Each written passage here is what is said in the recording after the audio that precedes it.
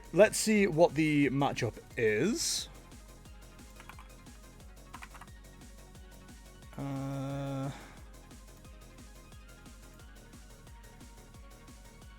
I don't know where their name is on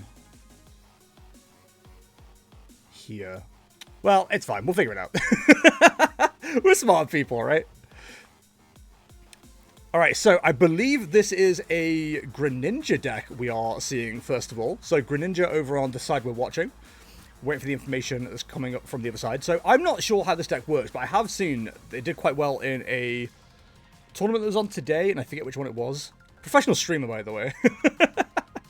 So we've got one of the four horsemen of... Well, both sides have one of the four horsemen of... It could be any deck. Latias, Budu, Fezandipity, the Squawkabilly. It's all like, what deck is this? It could be anything. So we're starting off with a Ogerpon. So we have Iron Leaves as well. We've got a Mew. Still not sure what they're playing. It seems like Raging Bolt. But I'm not sure just yet. You know what they say about assumptions. We've also got a Fire Energy over on Bansh's side as well. So it could be more than I expect. Like, I'm learning these decks as we go along as well. But hopefully we will get some more information quite soon. There's a Toad Scroll. Okay. I'm excited to see an attacker. I'm very excited to see an attacker. We've got a Hero's Cape on the Toad School. Ooh, it doesn't feel like a good turnover on Rock's side. Alright, what Bansh's has got Reshiram. Okay. I am fascinated by what this is. Let's see if we can find... I need to try and see if I can find the pairing, because, like, their name isn't the same on Limitless, unfortunately. Pewty6656, thank you for the follow. Very much appreciated. Please raise your do-do-do's and tutorus in chat. Also, hi, Pewty. Hope it's going well for you. Welcome, welcome. Let me see if we can find Rock, then. Well, they've already finished their match. So it's not them. So, I don't know... I don't know whose match this is ultimately what it comes down to. So we'll just have to keep watching. But we've got a Reshiram, we've got Frogadier in the hand as well. Sorry that out loud. So we've got a Lily's Determination, which is going to be massive for Rock here because it doesn't seem like it's going well at the moment. Ah! No, I closed things. Imagine being professional. There is a judge call. There's 6 open match issues, so I'm going to have to quickly help out with these. We'll let the game carry on as it is. So this is the problem, right? I can't commentate because this stuff is going on. And his name is John C. X76 Julian, thank you for the follow. Very much appreciate it. Please raise your do-do-do's and tutorus in chat for Julian. Welcome, welcome. Right, first, are you going to accept it? So what's going on here? I've sent this raid request multiple times, but they have not accepted it or answered any messages in this chat. Hi. No problem. I can see the issue. If there's no response from your opponents, then we will issue them a match loss by 20:00. Sorry, chat, we had a load of judge issues, so I'm trying to figure this out real quick. Hi, guys. Play your game out. I can reset the match. Neither player checked it. So this is the fun thing. You'll get to see me do a bit of commentary and also a bit of judge chat.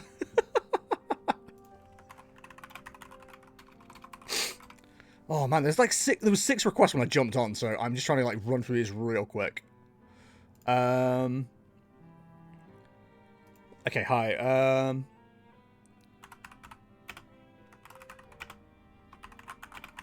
Haven't checked. Oh, Pianofish has got it. That's fine. And Pianofish got this one. Hi, my game's glitch. I had Hoo and Charmander on active. I know if opponents saw that as well.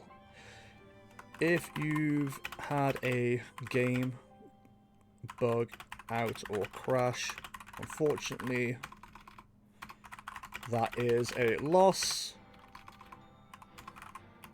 Loss as per our game rules.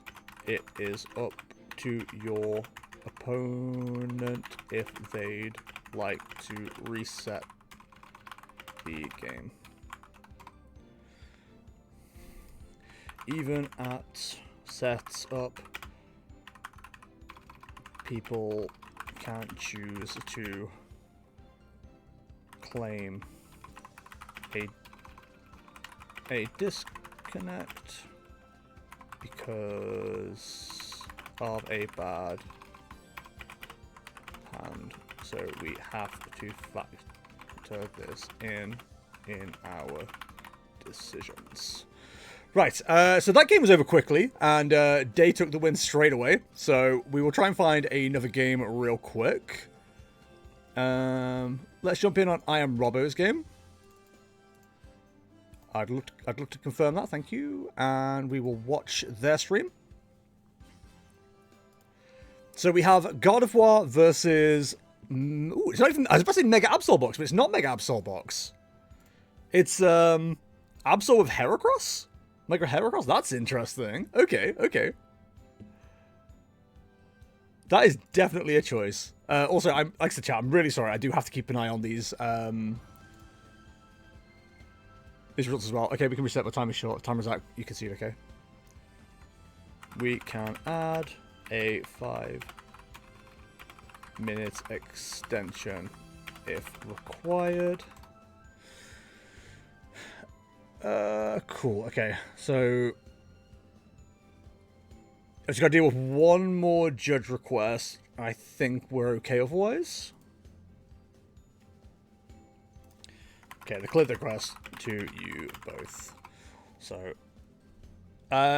Musical Fish, I don't know if you're watching. I don't know if you can.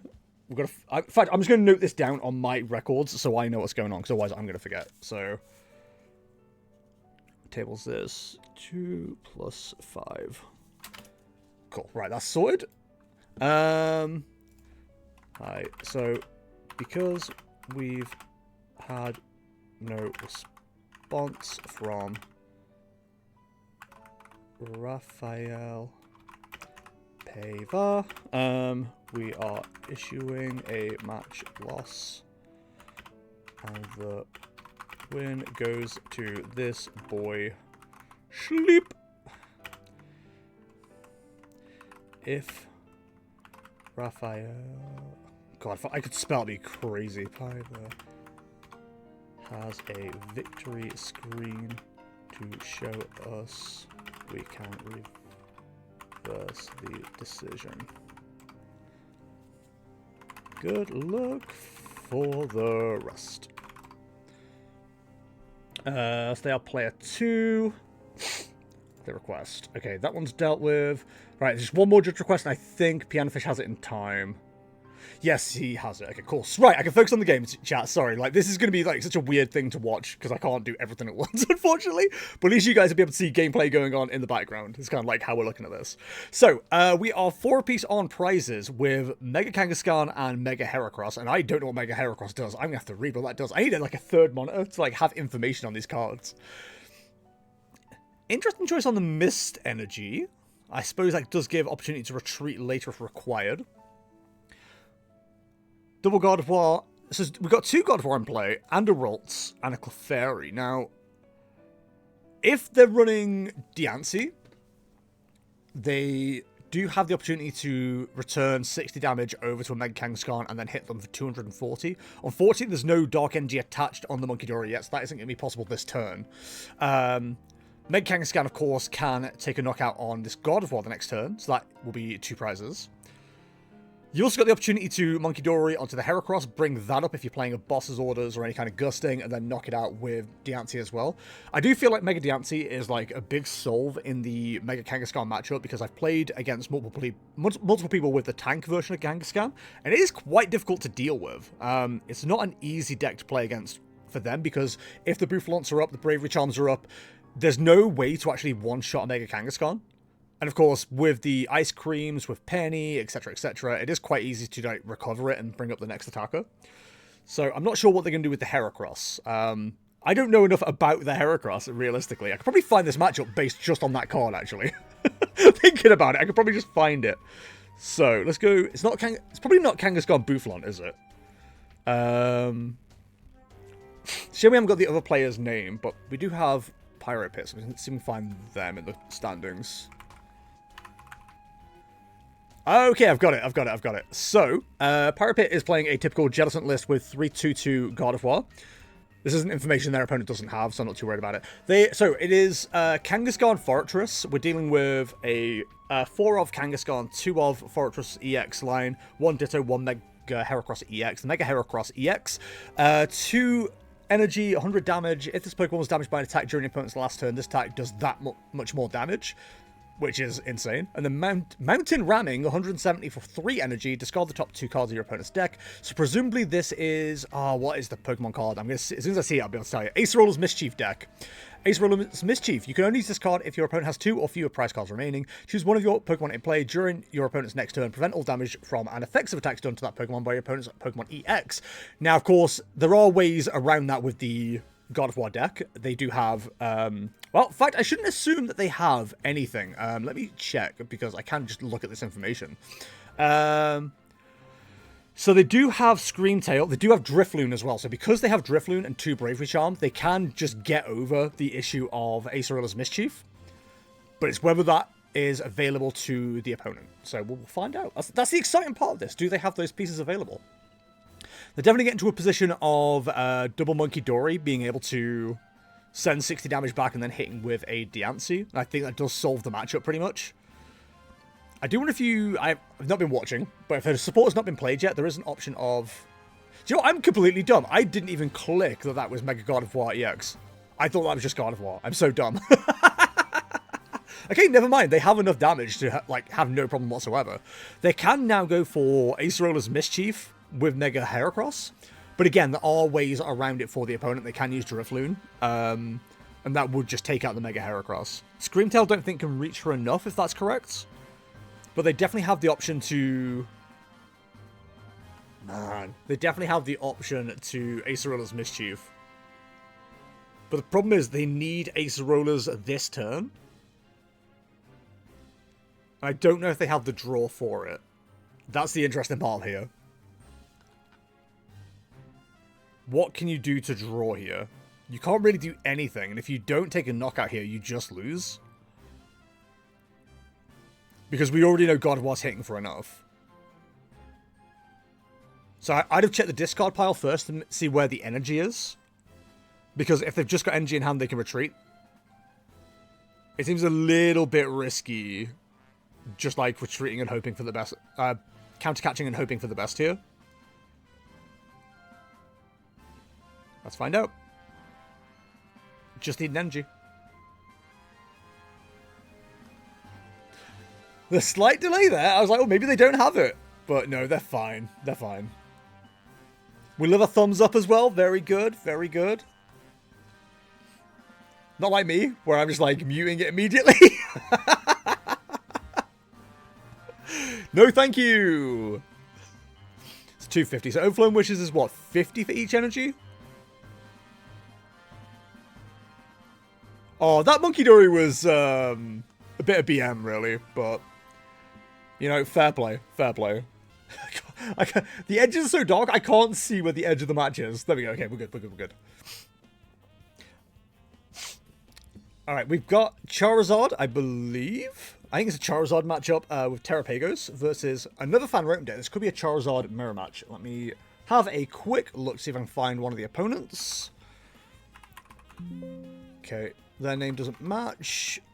Just trying to be as quick as possible here, chat. I apologize. I know it's not the most interesting thing to see in the world. What is their name in Discord?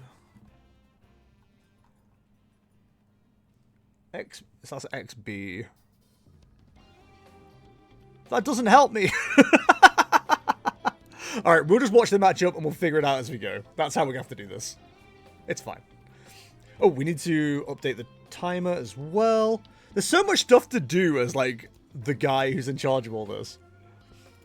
Hey, man, I'm just the guy. So on 27, we get bang on 27.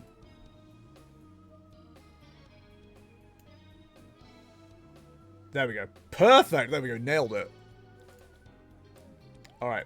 You might want to change around timer. Already on it. Already got it done. Okay, so this is a Charizard Terrapagos mirror match. Now, It might not be the most entertaining to everybody, but I find mirror matches like this quite fascinating because Charizard's always been an interesting mirror match as it is. And with the extra stuff involved, the Noctowls, the Terrapagos, blah, blah, blah, I think there's a lot more moving parts now to the deck. And unless you've got room for Duskulls, you're not really ever chasing down the Terrapagos. You kind of have to play through a one-prize board. Now, the opponent above can definitely go into a fan room into a Noctowl here and take the first prize card. Is it going to be worth it? It's a great question.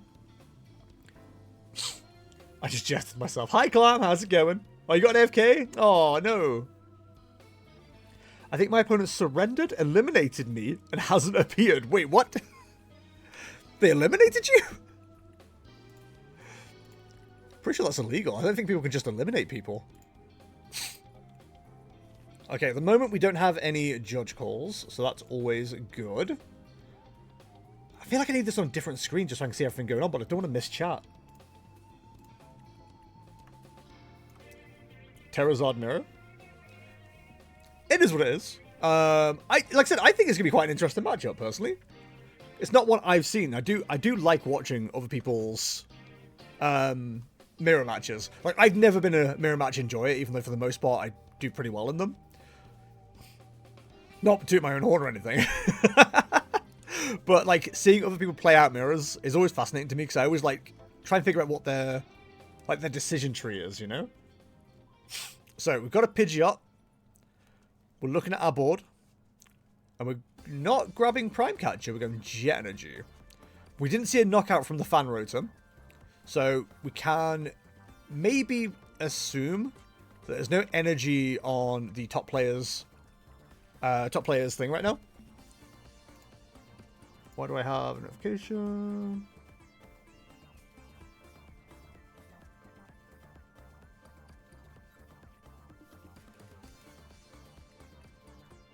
Why are we... Okay, I'm hoping James is going to deal with this.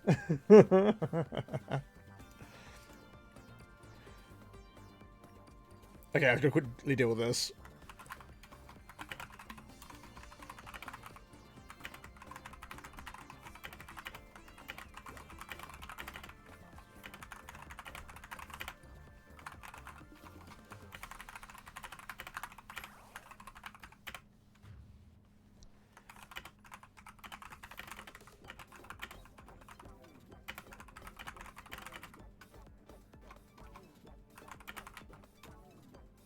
I don't need to further explain myself there. Sorry, chat, I'm aware I'm not as interesting. Well, I'm not interesting anyway. But I'm not as interesting when I'm not talking. Do we not want to see a Terrazard Mirror?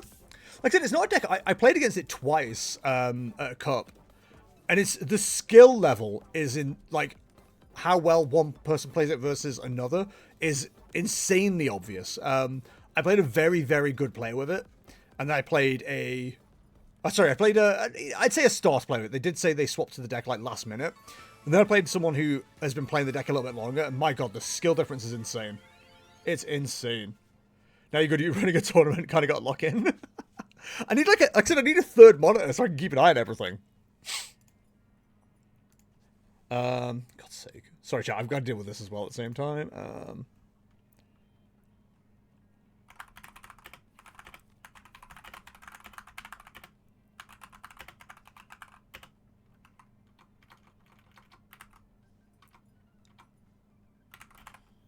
As the win was submitted or just after and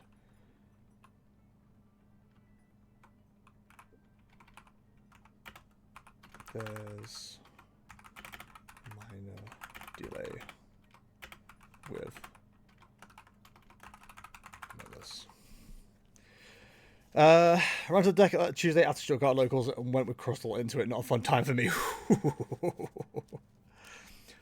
Although if you're playing Crystal, I am quietly judgmental anyway. Music needs... Music makes me lose control. Boom, boom, boom. I don't like that YouTube, like, music just stops sometimes. It's not helpful. Context, I play Mega Kanga booth with Crystal and ice creams. Oh, nice. Okay, yeah, I've seen... well, I've been sent a list with the Mega Kanga... Because I was playing Mega Kanga myself for a good while. I was playing that with the Cross Thought and tried it out. Did not enjoy it. I do like Mega Kanga still, but like I don't think it's gonna be a deck I take to Birmingham, for example. I think I'm definitely still leaning towards taking God of War on its like last chance kind of thing.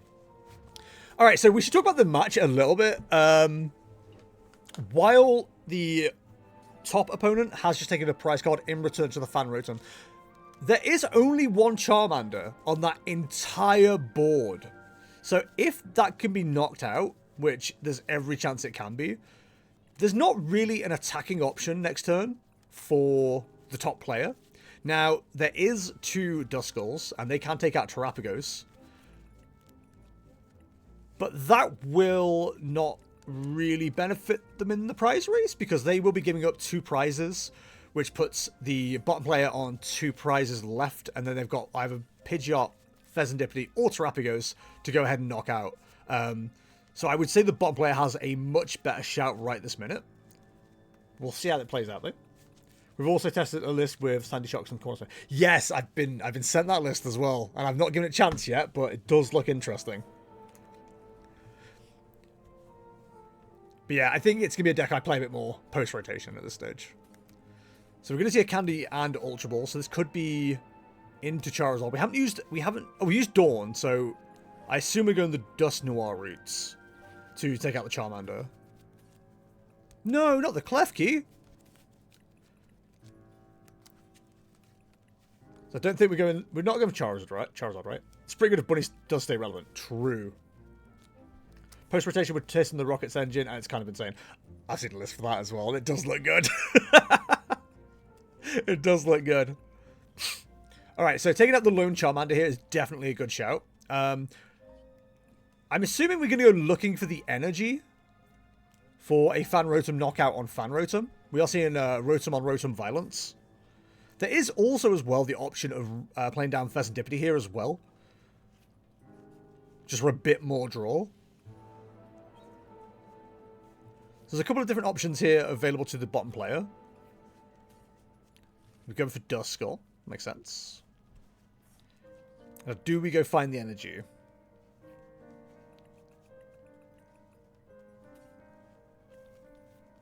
You don't need Jet. He's got free retreat. So that takes us down to 3 prizes to 4 for the bottom player. I still think bottom player right in this position is probably favored. This is a good turnaround. That is a very good card to find as well. If a Duskull is used here, then well, you definitely don't want to use 2. But if a Duskull is used here, then we're going to be in a very interesting position. We are also set up to do another potential knockout on the Charmander. We've only seen... Have you seen 2 Candy used so far? I missed how the Pidgeot ended up where it is at the moment. Can quickly do a Judge Call check chats.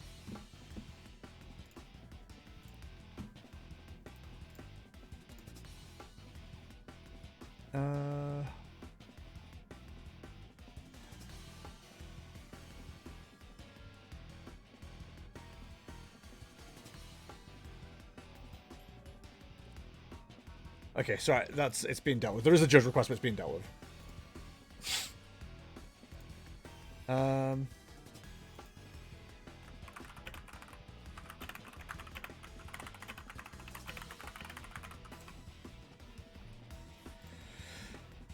Okay, we're all good. Right, so 12 card hand.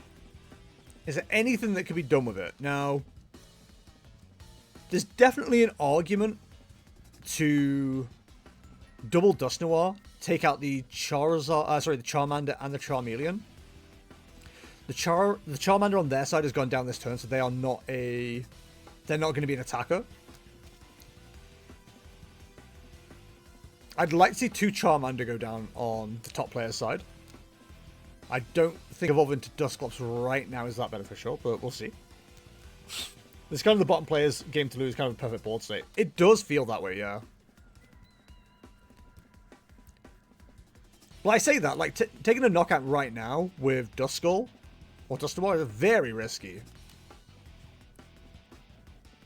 But in their current board state, like, I think they've got game... No, not necessarily. We've seen a... We could see a counter-catcher, so we could see Charmeleon and Charmander get taken out here. But if they do, is there a 2-prize response? Yes. In Fan Rotom taking a return knockout and the Dust Noir. It would require seeing a Duskull. Sorry, a Rare Candy and a Dust Noir. We don't have those cards in hand just yet. Terrapagos could also technically get involved too.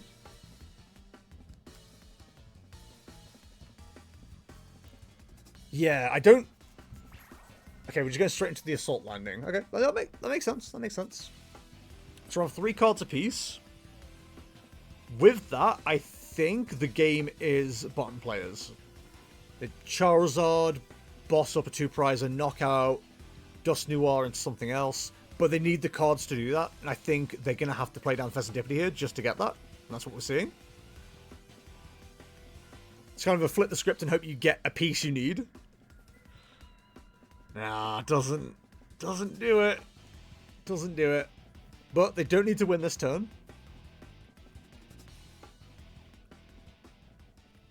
Did you win? Yes, with second Arven top deck for Belt against Kanga. The Belt against Kanga is so mean. So we're definitely not seeing 2 prizes this turn. Sorry, 3 prizes this turn, but we can see 2. And I think getting the 2 is important because you don't want to give them the Briar, and it stops them from using a Dust Noir. Ooh, I don't know that I like this play. I mean, what are they... They've got no attacker if the Charmander goes down. I'm just a bit nervous that the Briar play is on, but they don't have an attacker, so realistically I don't think there's anything to worry about. But this did become like a Fan Rotom slogfest like quite quickly here. It was like Fan Rotom Dust Noir. Like you could put Lot Bunny in the deck instead and get the same results.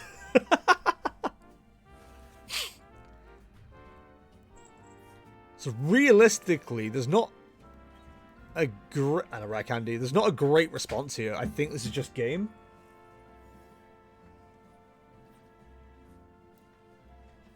If they blow anything up with a Dust Noir, then the Pidgeot just dies. As long as there's a boss available to the bottom player, they always win here.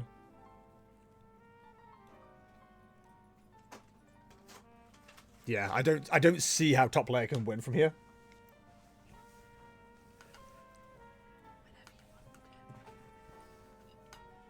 I think it just has to be game. Like, if this was a best of 3, you'd be conceding right now, straight away. Like, you know, 20 minutes has elapsed. You kind of just need to get on with it.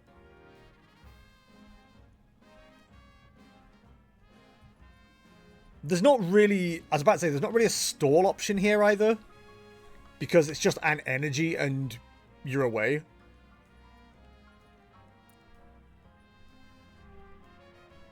The stream game is seeing sick. Is seeing sick? But yeah, I don't think there's a way for a win here at all. We already know Pidgeot's available. We know there's energy in the deck still. Obviously, top player doesn't know that, but we know that. We know it's over. I'm not going to do what the commentators do in regionals and go, there's every chance it could happen. No, this is game. This is game. Great mirror. Do you know what? I thought it'd be more interesting than it is. I'm going to be honest.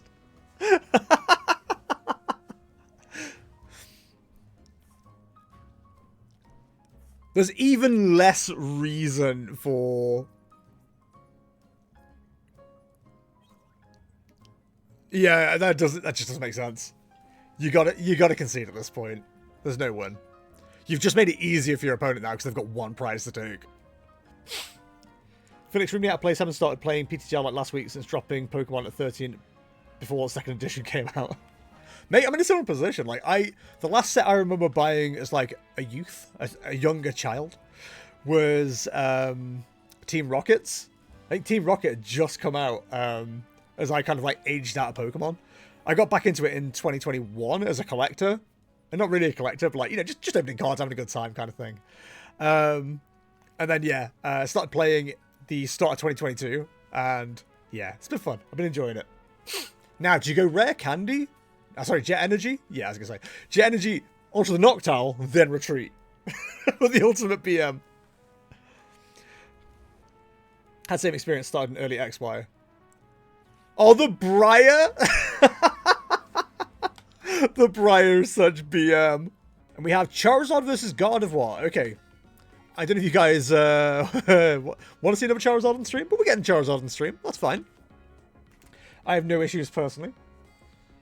Find your slabs then. Perfect.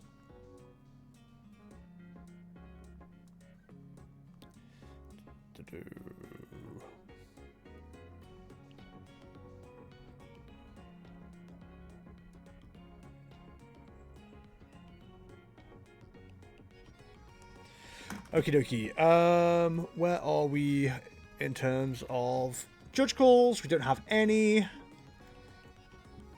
Cool. We can continue. Oh, every time I click back on it, it loses it. It's so annoying. Okay, I think we are under item lock.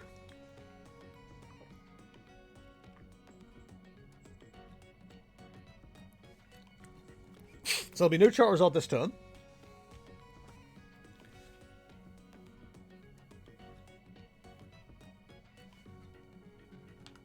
What do we go for here? We do love to see the Dick Freundenersp. Shout out. I was about to say, is there a world where you have like a sacrificial Tatsugiri? But yeah, the evolution here goes crazy. Really?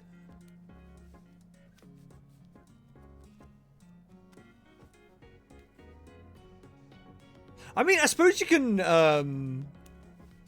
Pidgeot for an energy from here, but that's an interesting choice. I suppose if there's not another Charmeleon available, it was worth doing. But like, surely evolving into the Charmeleon would be more beneficial. Then you can quick search for a Charizard next turn and get the energy acceleration. I get the feeling the person we're watching just realized that as well. Like, the way they highlighted the ability like that. But we do have an attack that is available to us now. Oh, the top deck of the energy is huge, actually. That's massive. You're not upset about that. Okay, it does seem like a very slow start for the God of War player as well. I don't know if it'd be more beneficial to boss a Monkey Dory at this stage. Because you kind of want to encourage the evolution of the Frillish. You got Dark... I think it's Dark Week. I think it's Dark Week, so you can get 2 prices off it. If they stay in it for too long, you just take it out anyway. But yeah, it's an interesting choice. Nova Charmeleon available, so that's good to know. Dory here actually makes a lot of sense as well. So we go for a Dory. Can't attach return this turn. We've already done that with the Fire Energy. Now this music is epic. Let's do a quick judge check.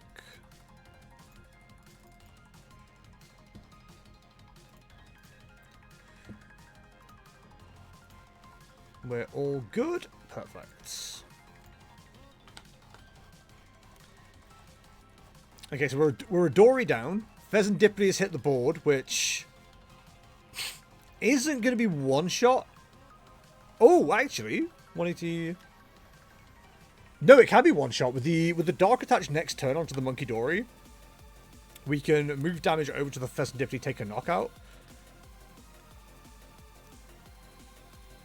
We're seeing God of War pulled out from the Ultra Ball. So are we going to see a Candy evolution? The main issue now is, of course, like, Pidgeot is online. And now that it is, we can just find boss every turn.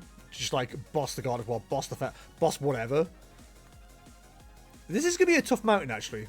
You do want the dark energies down on the Monkey Dories, so you can potentially use Mega Diancie later. I do think Mega Diancie is like kind of the answer to this matchup. We're counter catching. Damn, that was unlucky for me. I only lasted 3 minutes, just me breaking hard. I saw that sucked, Oak. I'm so sorry. Your like Lily's hand, if you weren't under item lock, was so good. That was just so unfortunate. Alright, so how are we approaching this matchup from here? We do have Monkey Dory to go. If Jet Energy is available... Oh, we have Scenario as well, actually. Going for Scenario, moving over damage, just getting rid of it. Like, don't even move it onto anything on the bench. Just, like, put the damage onto the Frillish and just absorb it might be a better shout than, like, trying to build up damage anywhere else. But the moment God of War isn't winning the Monkey War, it's like, same. That's exactly what they're doing as well. But they can get a Monkey Dory and an attachment down next turn if they want to. Greetings from hospital. Hi, Young. Hope you're alright, bud.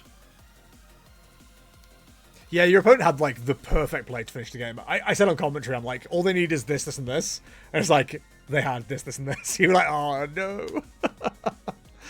It was so sad to see, but, like, I like games like that in a way as well, because it does highlight, like, the way... Like, it shows you, like, a perfect route of how your opponent can win. And you then learn later, don't you? It's like, oh, they did this. Next time you play, you can, like, make sure you do stuff to make sure that doesn't happen again. Which is easier said than done. I do think to buy time, it may have been worth retreating into the Toxel, but realistically, you were kind of stuck between a rock and a hard place. It's kind of hard to tell what to do. I get that. Yo, that's Hyperball.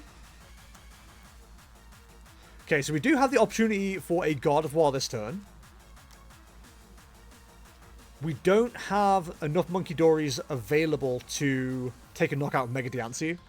The damage caps out at 300. With the Monkey Dory plays. It caps out at 240. With the double Monkey Dory, it caps out at 300. So you do want 3 down, which is easier said than done. Like, you also need the attachments as well, which we currently don't have. So I think you say the Charizard player is definitely favored right now. That Screamtail isn't doing much because of the Shaman in play. Now, he could be going for a 2-hit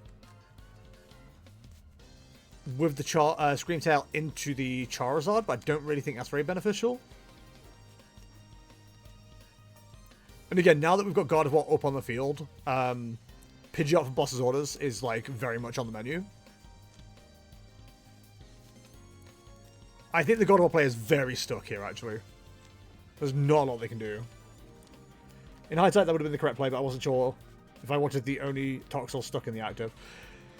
Yeah, that's what I mean. It's a tough decision to make. I don't know what I would have done personally. Like, I mentioned on commentary, like, definitely want to attach the air balloon before the Lily, so you do have the option to retreat into something if you draw into something. And if you drew into 2 things, I think it was, like, a very easy decision to retreat into one of them. But because it was the lone Toxel, you did kind of need it. And they did need to hit a lot still as well. Like, the odds of them hitting everything wasn't, like, super high. But unfortunately, they just had everything, and sometimes they do. Alright, so we're hitting for 200 damage with the Screamtail. We can only hit the active, because Shaman is in play. No, that's not true. We can hit the Pidgeot, can't we? It only protects non-rulebox. So we're going to see a 2-piece into the Pidgeot. We are.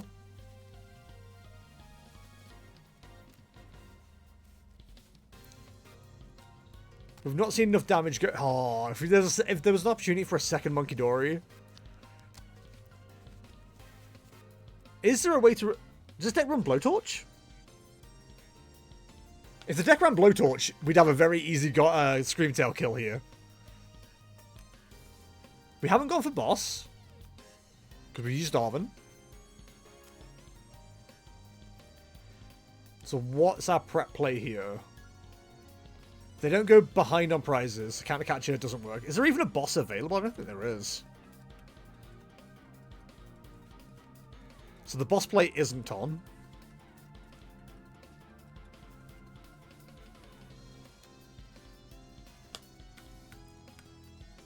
That's unfortunate. That is very unfortunate. So without the boss, I think this matchup has gotten a little bit tougher here. But like, God of War players aren't running boss right now, are they? So they can't exactly boss up the Pidgeot and take a knockout here. And honestly, the Charizard plays in a great position. Like, double Charizard Pidgeot in play is usually enough to win most matches, right? What are the 9 circles of hell did I just come back to? But this is the thing with God of War. Like, it looks like it's losing until it isn't, right? Like, the amount of times they have a comeback is kind of ridiculous. Now, if they have Drifloon available, they're still in an okay position. It's not great.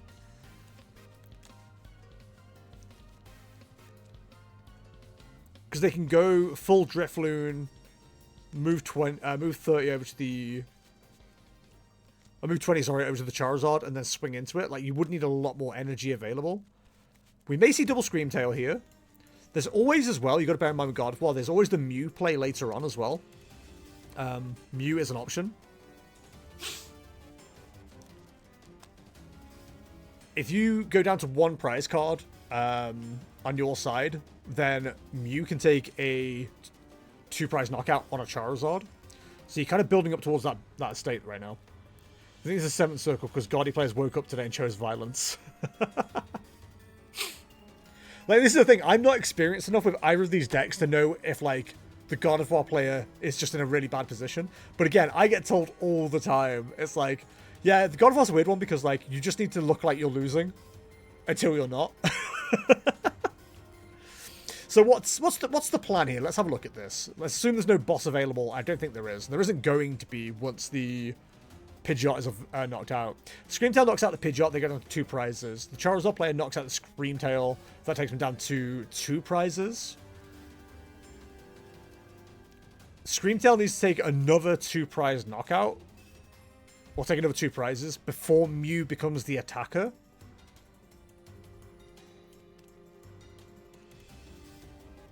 I just don't know that it's possible. 60 and 120.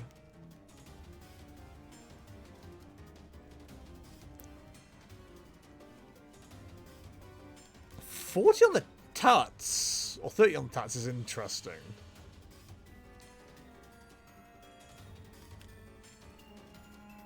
I ain't sure about that one, Chief.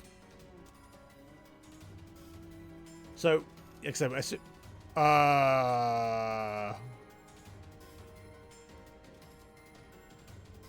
huh?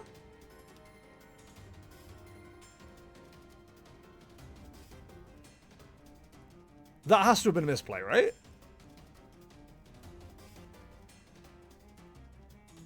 Again, I don't know these decks well enough. Surely that's a misplay, right? Are you hoping for like a double Monkey Dory setup next turn?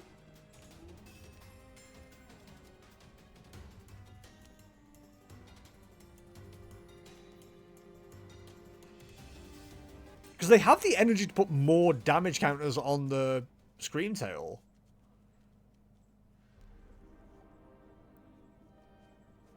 Like, if they'd have put the Tatsugiri to 40, then that would make sense.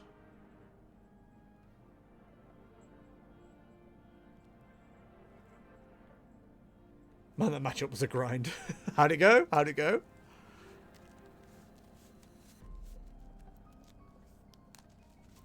Shout out to Chunky Penguins. I feel like I'm missing something really obvious here, because, like, what is the plan? It doesn't feel like there's, like, a good play to be made. What is the plan? What is the plan?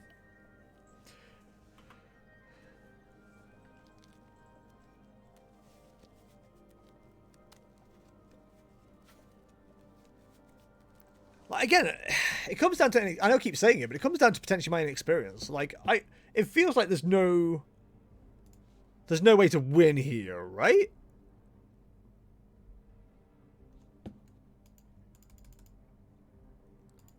Am I dumb?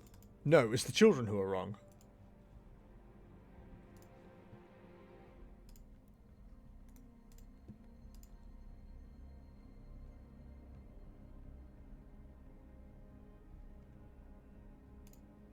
Okay, it's been dealt with, that's fine.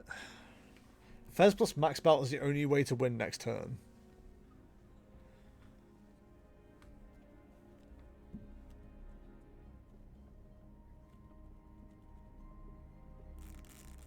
Boss the Fez plus max belt.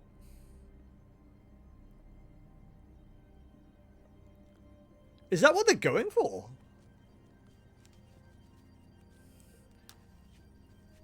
Well, they don't. I know they don't have boss available.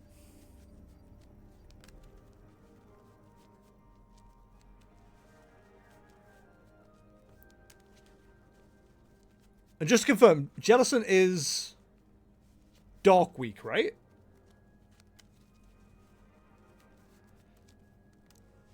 And yeah, we've seen their deck. They haven't got a boss available. That's fine. That's fine. I'm quite happy to fill in the blanks here. Jelly's weak to Dark, yeah. Yeah, so evolving into Jellison doesn't make sense here, right?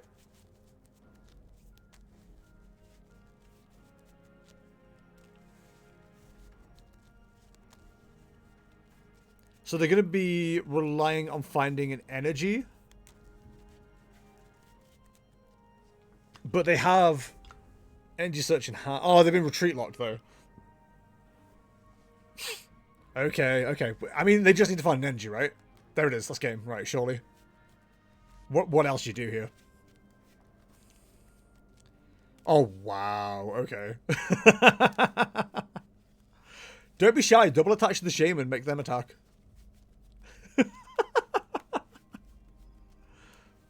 That has to be game. There's no return here.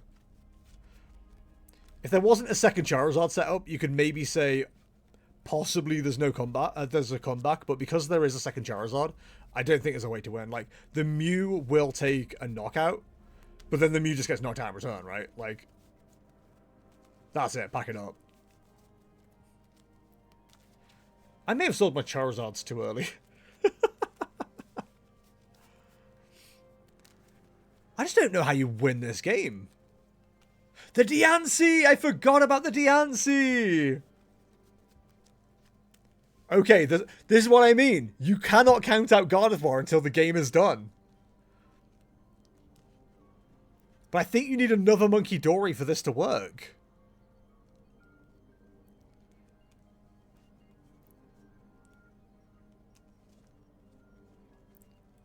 There's definitely not a boss available. Counter Catch is never going to be online here. The question is there a scenario to reset the Diancie left in deck? If there is, then this is how the game is won. If there isn't, que sera, you know what I mean?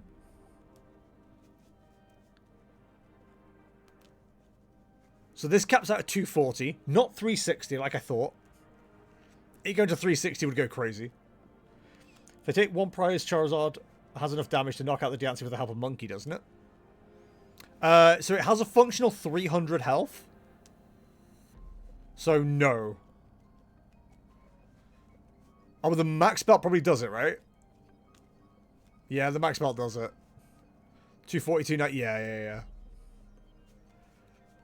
Ah, if it wasn't for the max belt. Yeah, I missed the max belt. Alright. Good luck to Ryan. Good luck to his opponent as well. We can't be picking favourites here. Most important thing, chat, we've got a Delibird coin. So we're feeling pretty good about it.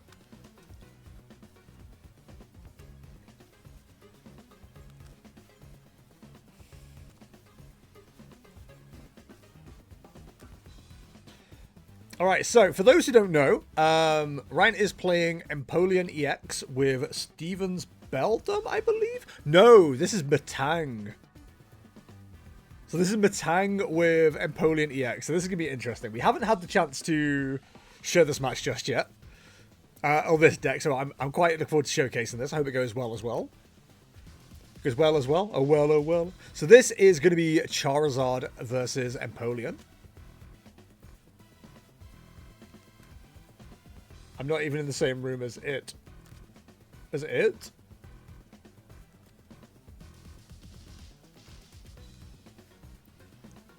I do love penguins. Hence the Empoleon play. Alright, I'm excited to see this in action, because like I said, I played against this list with Steven's Metagross.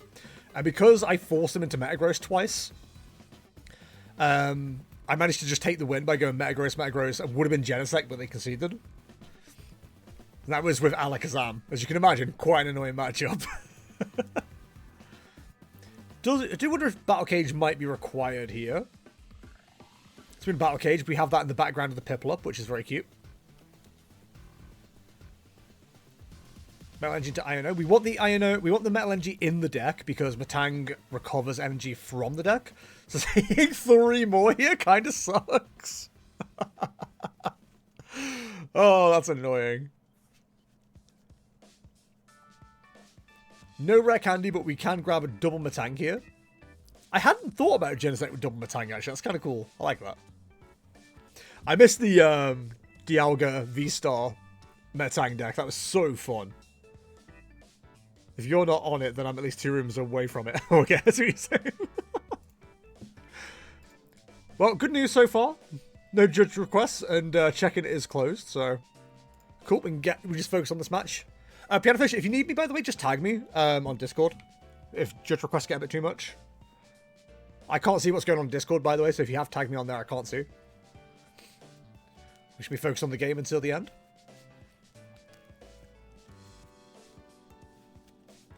So, Dawn is the way to play this deck. I do find it very fascinating when we see double Pidgeot go down. Or double Pidgey, I should say.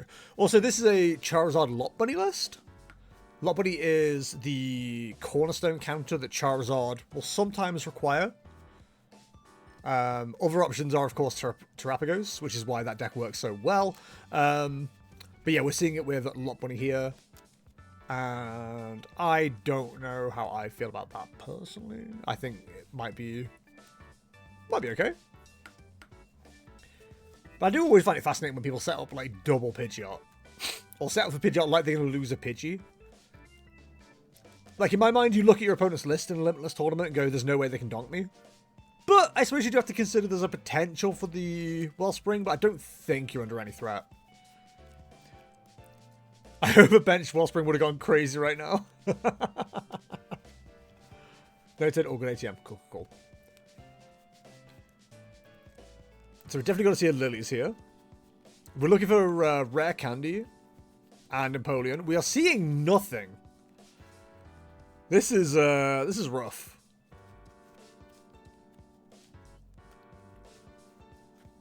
So grabbing double Empoleon here doesn't hurt. We're out here with the mismatch arts. Dargamatang, my beloved. I want to come with that deck. It was so good. I think we may have potentially put down that max belt a little bit too early, unfortunately. Oh, no. I do appreciate the animation to show us what's missing there as well. This is how I often feel with like some of these stage 2 decks, though. It's like, you've got the Empoleon, where are the Rare Candy? You've got Rare Candy, where are the Empoleon? Like, it's not a deck I've played, but like, I've had similar experiences with other decks, and it does not feel good. Mega Venusaur was similar, where it's just like, got 1 card, where's the rest, mate? I need all of these. I know, I use Lilies. Ah, there's a piece that I don't need. Awesome. So helpful. Thanks, game. Thanks, game.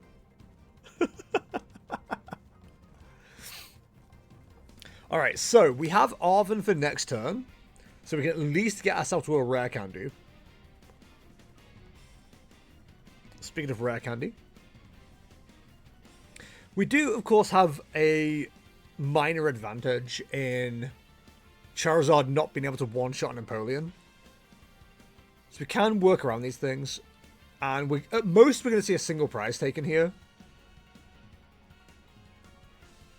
So we're not in dire straits just yet. Plenty of time for a comeback. Unsurprising. Frustrating, but unsurprising. So we've got to keep the other Piplup on the bench. I don't think it can retrieve... Matang has to be on bench, right? Oh, maybe it doesn't. I actually can't... It's been that long since I played it. I cannot remember. So yeah, you gotta go rare candy here. But you would like to get another penguin down.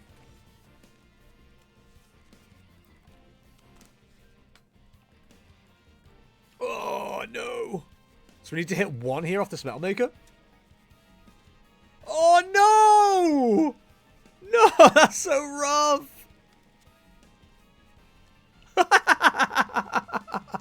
I feel like that thumbs up was more for me. Oh. Okay, we still have one more opportunity, maybe? Nope. Nope. Oh, no. That's so rough. You hate to see it. You hate to see it. We're not running...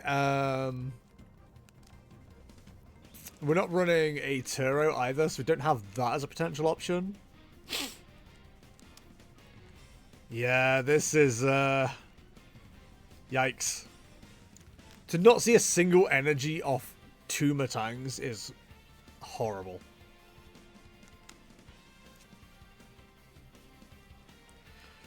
So Charizard's going to hit for 180. A full Metal Labs would have made it 150, which would have meant that the Empoleon at least can survive a 2-hit, but unfortunately we are going to be 2-hit down here. The stream luck is terrible right now. I'm sorry, dude. You're getting my bad luck. I apologize. The Lot Buddy is ready to go as well. Are we going to see a Jet Energy into the Genesect? We're going to see a Jet Energy into the Genesect, I think.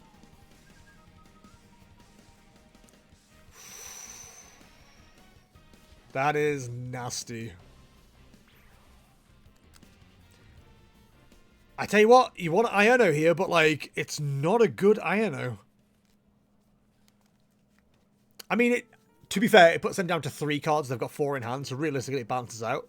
There's an argument for Arven instead and saving the Iono. You definitely need another Penguin down. I think Arven guarantees it, whereas Iono is a bit too risky at this stage.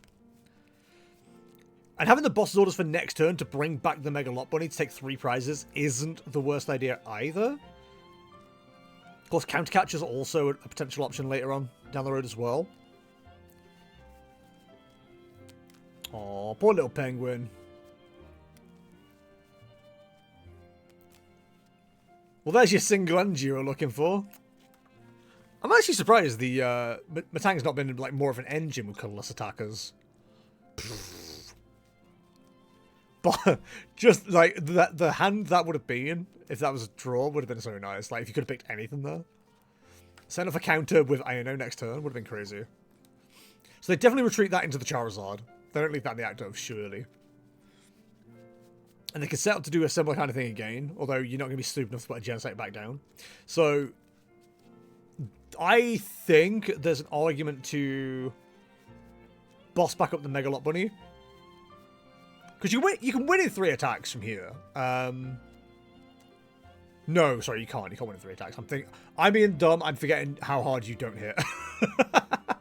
So you hit the Mega Lot Bunny, take a knockout 3 prizes. But you probably lose. Yeah, you are then 2 hit with the Empoleon, so they're on 1 prize remaining. Yeah, this is rough. I don't think there's a win con here. Not the Mega Charizard. No. No. Oh, that is brutal.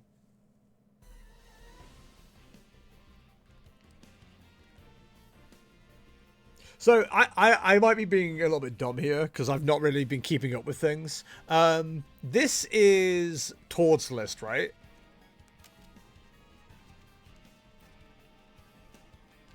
God, that sucks. They only need to do 160, so they can just discard 2 energy, I think is correct. It's ATX.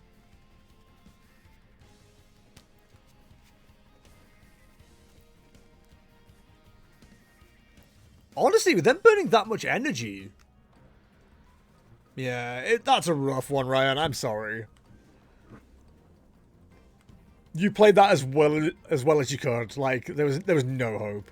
I'm going to resize this again. And yes, I'll sort the round timers out, don't worry. Okay, timer...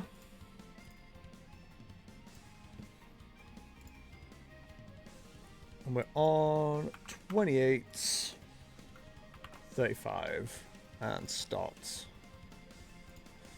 Alright, so Charizard versus Kangaskhan. Kangaskhan Fortress. Now this is going to be an interesting matchup.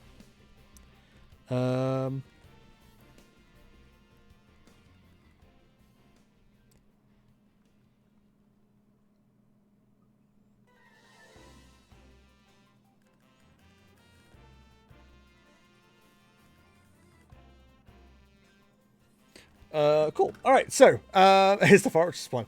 Yeah, I've not seen the Fortress one played. So this was a deck that was like, is champion the right word? It was championed by Tim Franklin for a while. Tim Danklin on YouTube. He seemed to really enjoy the deck. Now the idea of it is to get 2 Kangaskhan down, 2 Pineco down, hope they survive, blow up both of the Fortress, so your opponent goes down to 2 prizes, and then just use Acerola to get Acer rolling. You know what I mean, chat? Whether that'll work out or not, we don't know. I think the Kangaskhan player is currently dealing with a bit of a bum hand. So this might help them out. This has definitely helped out the Charizard player. Oh, they've messed up already. If they'd have gone for the Psyduck, that would have completely screwed the Fortress play. Because the Fortress ability is knocks itself out, which the Psyduck stops. Now, I know you want the Pidgeot probably more, but having Psyduck here with the Lilies in hand would have been really good. Like, that would have genuinely been a really good player.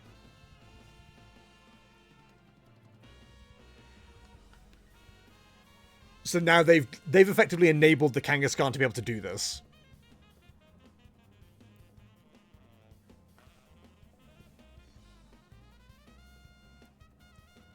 Man, it sucks when people no-show. Yeah, it's never my favorite, especially when I'm streaming myself. So there's an Acerola, but it's not playable unless... Is it behind on prize cards, or is it 2 prize cards? I will just double-check that, actually, before I speak out of turn.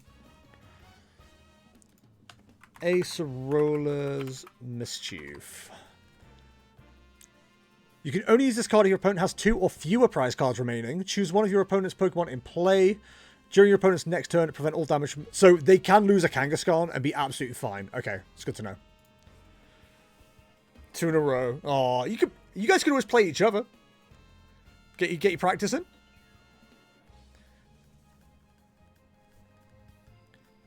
One of my favorite things about Kangaskhan is it only ever flips multiple heads if you don't need it to. Also, I've seen it hit heads 5 times on live multiple times. It's every time it happens, I'm just like, how? What is going on? So they need a rare candy here. Sorry, not rare candy. They need a Ultra Ball here, and they already had that in the form of Arven. I can't help but think it may have been better to just use the Arven, then use the ability, just so you could find a different supporter. You could definitely go this route, go Buddy Buddy Poffin, and go Charmander and Pidgey, which would also make sense. It's not a bad call at all. And of course, this deck doesn't run Bufalon, it doesn't run Munkidori, so just doing as much damage ASAP doesn't hurt.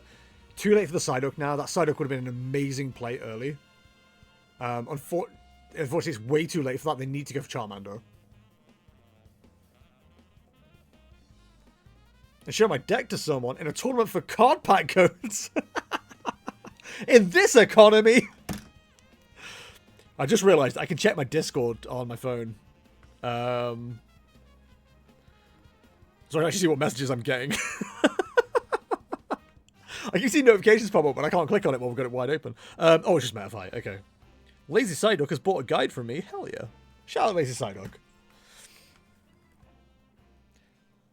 By the way, if you keep seeing my Metafy ads on the chat, all my guides on there are free. So if you want to check them out, you're more than welcome to. They're all beginner's guides to various off-meta decks. It is something I want to expand a bit more into with other decks as well. I need to find a good cadence for them, but I've just not started doing that yet. It might be something I push more after rotation, maybe. I may have a lot more time at home soon. Alright, so Scythe Maniac's a great card in Kangaskhan. It's literally just pick 2 cards.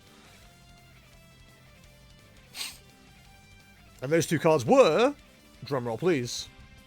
I do wonder if we're stacking the hand a little bit with Ace of Rollers as well. The only problem there is... So this is a good play. The only problem is... I don't know, exists.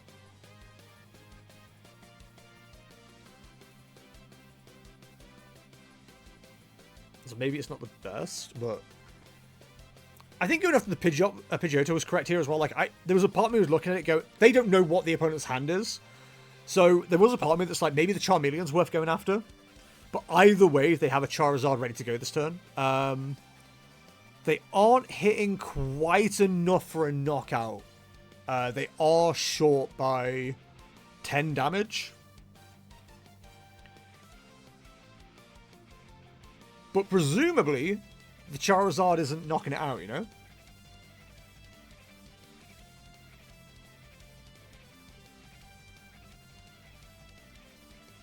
So hitting for sorry, I'm talking in terms of having the max belt. You are hitting for 240 plus 50, so 290. So the Kangaskhan is going to get another swing, which is interesting. I mean, there's every chance it hits 3 heads. Although, what are the odds? How does it go down? Because 50% for heads or tails. There's less of a chance for double heads, less of a chance for triple heads. Probably halves, right? So it's 50%, 25%, 12.5%. So there's 12.5% chance to hit 3 heads in a row. Is that how that works? I don't know. I genuinely don't know. So we know there's only 1 Fire Energy left available, and that is in hand. So we are committing that. So there's a non-zero chance that you see the Shaman bust up. Are we on double Charizard here? Fair play. I mean, why not? You've got the option to. But yeah, they will have to 2-hit into this Charizard in the most annoying way possible. Or into this Kangaskhan, sorry. The Kangaskhan, again, does have a chance to take a knockout here. It's low odds.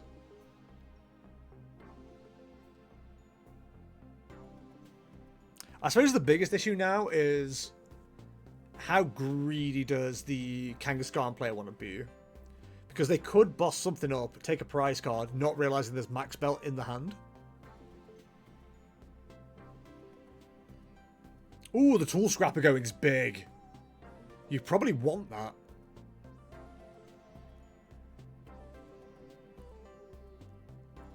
Because that max belt is going to do... I mean, the max belt is going to be pointless if the Ace of Rollers in play. Ice Cream? I mean, you need all of the Ice Cream to heal off here, right? Otherwise you just waste it. I suppose it doesn't matter. Oh my god, does it? Do you have 3 in hand? Oh my god. We're fully healing the Kangaskhan. That is so mean. We are fully healing the Kangaskhan. So, the misplay happened turn 1, by the way. Not getting the big fella. Not getting the Psyduck from turn 1. That's absolutely costing the game here. Because if they never exploded the fortress, then they were never attacking. So they could have set up the Pidgey for free. Not a problem. They could have got double Pidgey down and cracked on. So the game, I think the game has been lost from turn 1 for the Charizard player. Now, I could be wrong. You know, they might not hit the cards they need as the Kangaskhan player, but they have 4 Acerola to play with. So whether that's enough to keep things going, it's going to be interesting. You've also got the issue of Acerola versus the Moltres. The Moltres does still hit for enough damage. Hits for 110. So it will need 3 attacks from the Moltres.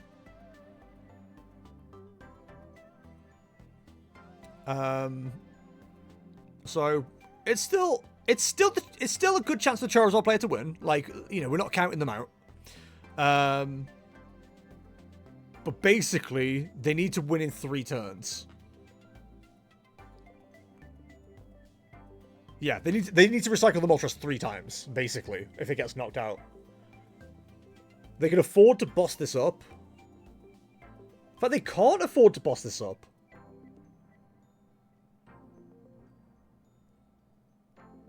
Yeah, no, they can't afford to boss it up, because if they do, then they can't use Acerola, and it's definitely being knocked out by the Charizard next turn, if Acerola's not in play. So now they're on a clock. In fact, Moltres doesn't solve the issue, does it? They've got 2 prizes left to take. Does that do anything for us? So that would mean if you Turo up the Charizard... No, because you don't get the max belt back, do you? If Monkey Dory was in the Kangaskhan player's deck, you could do a Monkey Dory into boss play onto the Pheasantipity, but I don't think that's really happening. I don't think you can afford to leave the Turo in play. It'd be greedy to boss up the Pheasantipity. They haven't actually... they got 1 Super Rod. Have they used 2? And do they have a Night... So they need 3 lots of recovery. 2 lots of recovery? 2 lots of recovery for this Moltres to work. Because it'll take a swing, get knocked out. No, because then it gets knocked out by the Kangaskhan. No, the Kangaskhan player's got it. Without side this matchup is impossible for it. That's really nice for Psyduck. Yeah, we're just talking about Psyduck in this matchup. Like, Psyduck would have won the game. Not on the spot, but it probably would have won the game for the Charizard player, because they would have been absolutely fine set up. Yeah, there's no... I don't think there's any way for the Charizard player to win from here. This has been a really fun matchup to watch. And I genuinely thought it was like blow up double Fortress, but like, no, it turns out you just need the 1. BRB dishing up dinner, no worries, bud. Matchup's nearly done, so I'll be able to keep an eye on things. Du bist am Zug.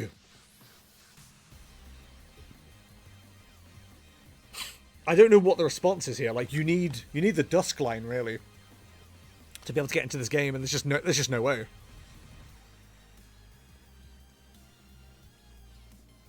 I don't think Dory does enough here. If the Kangaskhan player has a boss's orders, they win. This Kangalist always seems so fun, but then I just get run over. Of course. Of course. Why wouldn't you? With a 15 card hand, the likelihood of them having boss is like so high.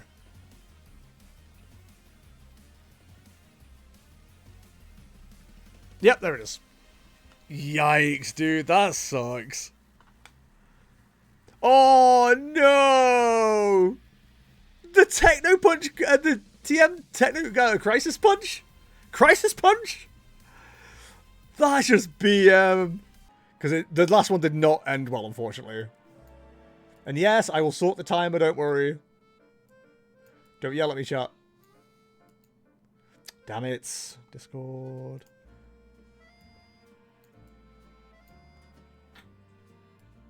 Okay, sort the timer out. Do do do. Oh, why is the music stopped? Timer. We're on 27, 42, 44, 43, 42. Perfect. Just gonna make sure there's no judge calls. And then we can get into watching the game.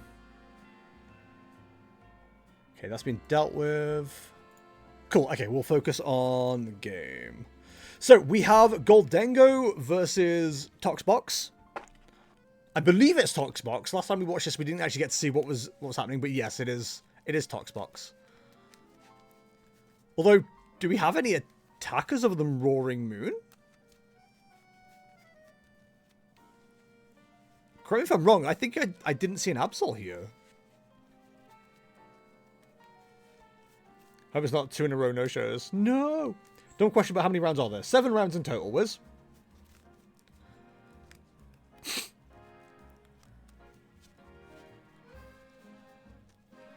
The Lilies was an interesting choice here, I think.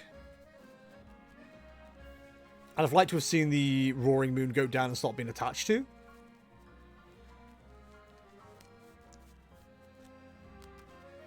So, unless there's a Goldengo in hand, plus the energy, this Budu's going to do a bit here. It will help. 3 in a row? What do you mean 3 in a row? 3 in a row no-shows? I'm going to go cry in the corner. Banshee, you're more than welcome to use the chat. There's the Goldengo. Use the chat or use the Discord to just play a friendly match somewhere. It's fine. Space in the corner for the tier collection. Okay, so this here is why I would have liked to have seen the Goldengo, the Roaring Moon go down. Because at least then there is a response to this Goldengo. As of right now, there isn't without putting more damage on it via the Toxels. And that's going to end up doing, like... It's going to knock itself out now, which it didn't need to. Like, yes, the Roaring Moon may be a liability to a boss, but, like, the likelihood of it actually being an issue was quite low. Petron isn't going to do enough here. Mega Absol would potentially be an option, but not really. I don't think there's much you can do here. You could counter-capture the other Gimme Ghoul and see if that's, that sticks, basically. I don't really think you've got the option. You can get rid of a Dark Energy, because you can only attach one to hand anyway. Or one from hand. Roaring Moon isn't going to do enough here. The Brute Bonnet... The Brute Bonnet could do something, but you're going to need second Toxel. Instead, we're going to go the Pheasant Dippity route. So I'd have wanted to see a flip the script first before, like, self-damaging.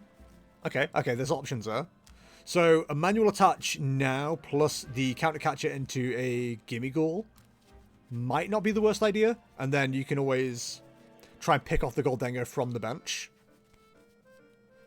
Also, having to set up damage a Roaring Moon later might not be the worst idea. I think Lilies might be the right play, but I'm not sure. I don't think you want to Iono because they clearly don't have an out to Soul Rock right now. And you don't want to give them one. I'd definitely lose the Iono at this stage. The Lilies is far too valuable for you because you get 8 cards out of it. I'd have thought the Brute Bonnet wouldn't have been the worst shout here. We are at least going to move 30 damage off of the Pheasant Dippity. But we'll see if it's worth it. Okay, so your Roaring Moon's back, your Brute Bonnet's back, a second Monkey Dory is cool. You got no attachment to it just yet, but you do have Arven and Super Rod available. Don't... maybe the Moon's fine here? It really depends on what the thought is for what the target is. Like, that's why I would have gone Gold Gimme Ghoul, because it requires a lot more to make it useful. You need the energy and you need an evolution, whereas the Lunatone just does retreat for 1 energy, so you can get back into the Goldango. But it's whether they've got anything in hand to deal with whatever's on the... whatever's in the active. So where are we sending this? Okay, we're knocking out the Gimme Ghoul. So that activates Pheasantipede.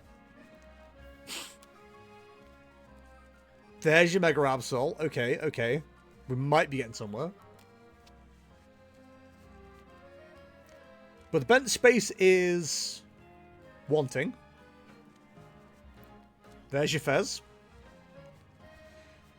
So we kind of need this Pheasantipede to be knocked out so we can return the knockout with Mega Absol. The problem is we will not have enough damage available. Although, having said that, we can go Mega Absol, then use the Claw of Darkness in combination with a Monkey Dory to knock out a Goldango. If we can combine that into Unfair Stamp first, which we have the Arven for, there's plays here. The biggest issue is if they do get a Gimme Ghoul set up. Now the Soul Rock coming down, that's kind of why I would have wanted to see a Lunatone knocked out potentially. Like a Lunatone knockout would have made more sense because they then need like both of the cards for more draw. Well, the pair of red lines in pairing shown that both players no-showed. Yes, I believe so. I don't think there's any chance that the Fez survives this turn. It's whether the Mega Absol after it can. How much is Brute Bonnet hitting for now? Is it 50x damage counters? So it'd be hitting for 150. So that's nowhere near enough yet. But again, the Monkey Dory can get involved. 6 pairs, no shows on both sides. Yeah, the website is supposed to auto-drop people, but then chooses not to, and I don't really understand why.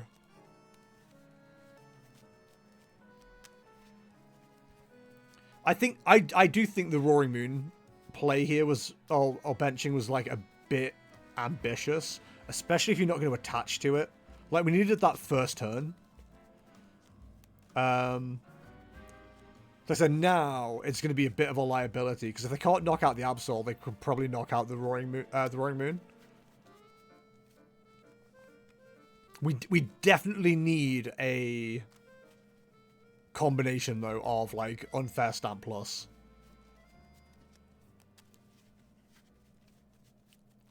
So the draw is so much, and it's so irritating. Now, granted, putting Mega Absol in play does kind of just give them the win. I didn't read what Brute Bonnet did quick enough, though.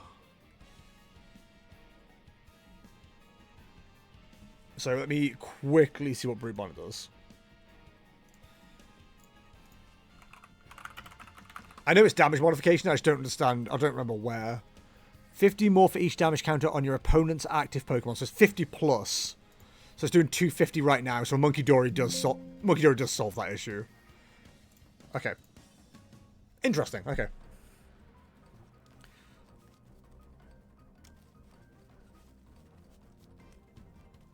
I just don't know that you're winning this on the prize race.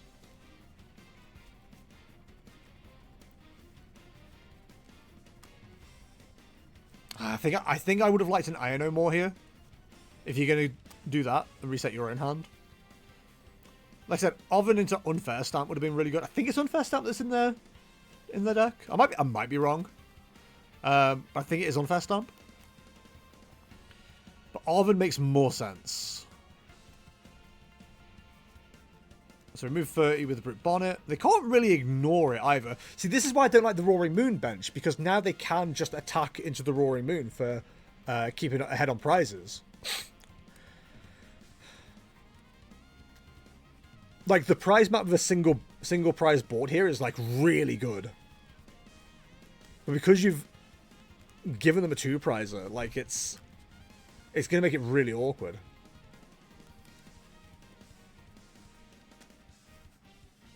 Granted, the Mega Absol also would have been rough, but again, if they're running Unfair Stamp plus the Claw of Darkness, I think that would have been good. 6-0 guaranteed cut. Hell yeah, Villa. Villa, you might need to stream some of your games, mate.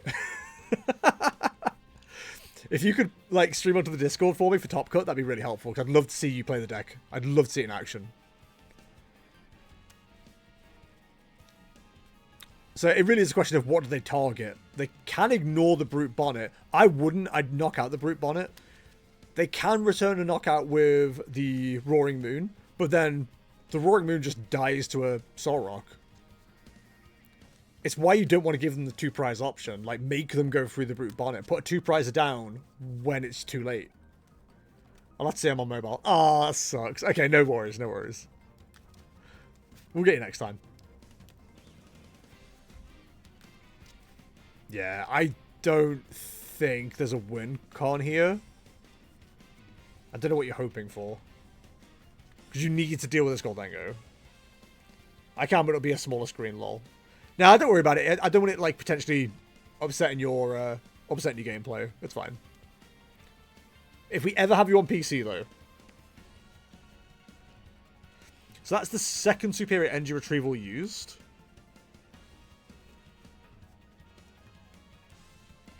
Can I go on top with 5-2? No, you have to go 5-1-1 is the minimum. We give everyone a chance to draw and everyone a chance to lose.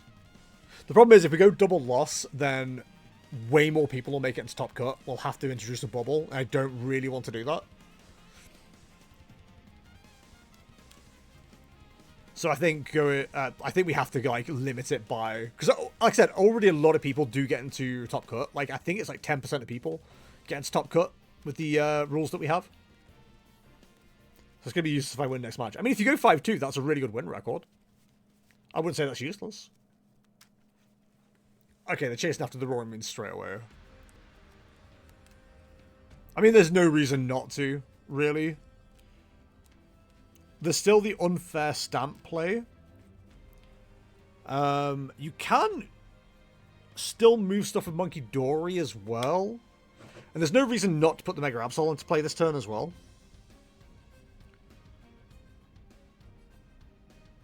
Problem is, you just don't have the 30 damage to mess around with. 40 damage does enable the Brute Bonnet. Petulant. Oh, does Petulant hit for enough now? Is it 60 times 5?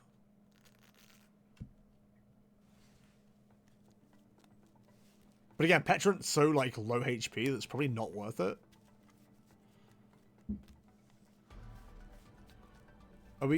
Are we going for a retreat lock play at this stage?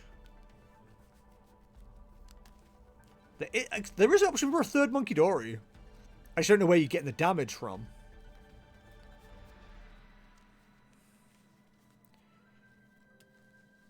So there's no harm in putting down the Mega Absol now. Like, you've definitely...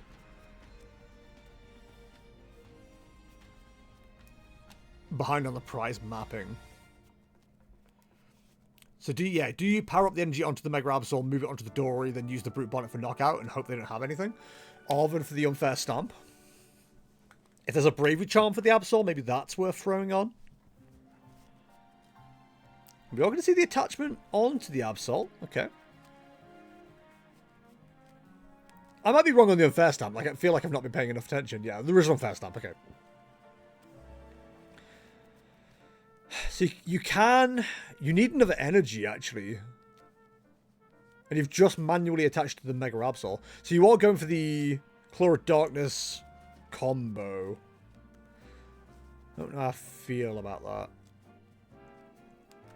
The Goldango in the active... Ooh! Okay. We're into something now. It's still not enough for a knockout. I'd have gone for the Brute Bonnet first. But you are potentially setting up for next turn. I think that was a little bit... Yeah, I don't know. I feel like you wanted to go Brute Bonnet here.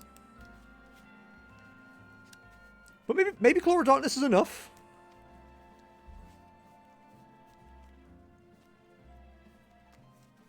It does put them down to a 1-card hand. They do have one draw Oh, you get rid of the Arven. You've got to get rid of the Arven here. That Premium Power Pro is hopefully doing nothing. Whereas the Arven can find tools and stuff. Yeah, there's no way to get more damage into play. Like, if you'd got the knockout on Goldengo here in combination with the unfair stamp, that probably would have felt pretty good. But you were never in a position to do that, unfortunately. The Brute Bonnet would have taken a knockout.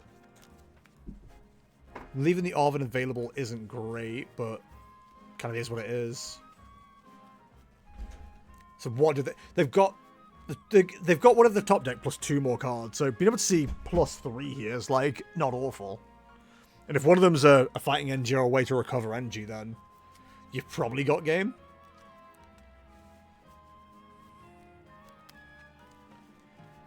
So here's our plus 2. Do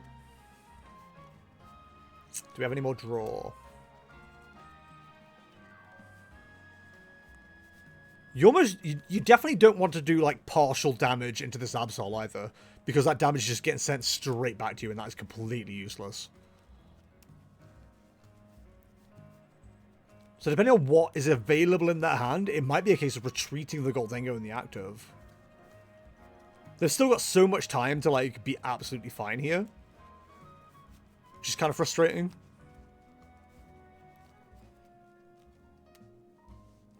But I think while you've got the option, you probably... The problem is that you take out the Goldengo, they've got the Fecundipity plus 3. Like, another Iono here would, like, probably seal the deal? You'd like to think? I mean, the other plus you've got to consider as well is you do have Claw of Darkness to take out another resource. If they're just waiting for something specific, then they're going to struggle.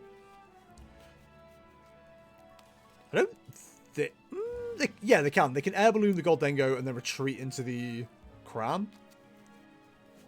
And the Cram for the chip damage ain't bad, to be fair. But you got to imagine, like, boss's orders onto the Goldengo is the play, but there's no point in giving them, like, plus 5 when you can give them plus 3, you know? Plus 5 being you knock out the Crammer and the Goldengo moves back up to the active. Oh, no, the Prime Catcher! Yeah, Prime Catcher into the Monkey Dory. Oh, that's annoying.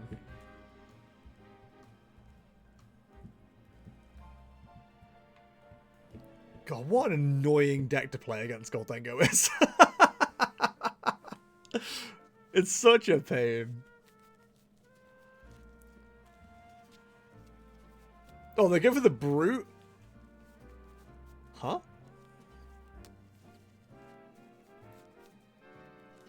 Wait, what?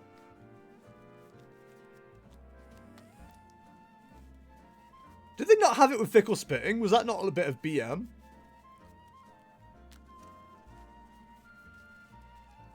Oh well. That was a fun match to watch. Like I said, there was definitely misplays there. I think not benching the Roaring Moon early to benefit from the manual attachments definitely cost there. And then benching the Roaring Moon way later into the game wasn't worth it. Like, you just gave them a way to go 2-1. Whereas if you made them go 1-1-1, there was a win opportunity there. Like, to make them go through the Brute Bonnet. And we are 29, 40. Yeah, close enough. Alright, so that match is starting, so I'm just going to focus on the judge calls for just a second, because we usually end up with quite a few. Although, we might not. See how it goes. We'll just minimize this one for now so I can see what's going on. But yeah, I'm looking forward to Birmingham. For those who don't know, by the way, I was planning on doing a full season this year, but my partner is pregnant, so we're expecting a baby in March, which is very exciting. And I was going to be doing EUIC, but it is literally like 3 weeks before our due date, which is like the worst time to be going to do anything. So, yeah, I'm just doing Birmingham and then calling it a day.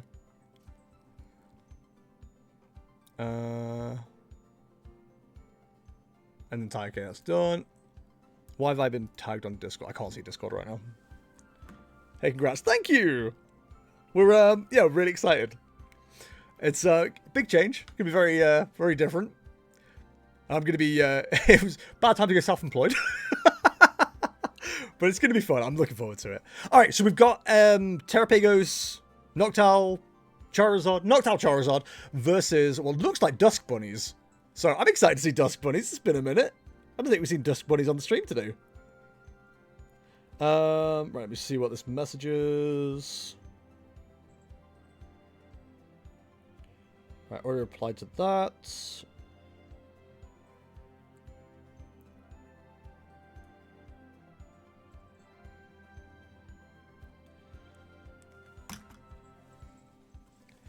Right, okay, so we're straight into the Rotom, into the active.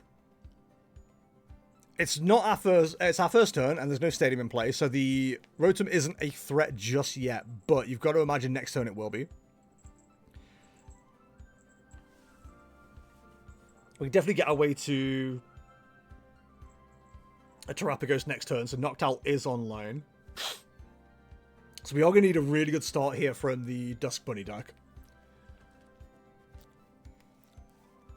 Ditto is an interesting choice, depending on what you're putting in the active. I've got to imagine you're going Mega Kangaskhan here. That's the only thing that really makes sense. That's one of our 4 Jet Energies burnt to do this. We might Splup for 10. The fact that attack's called Splup in every language is very funny to me. So into Budu. Okay.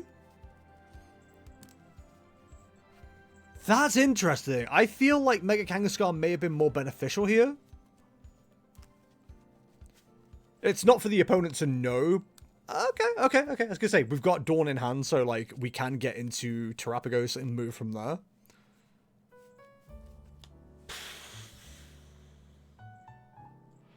Oh, that's mean.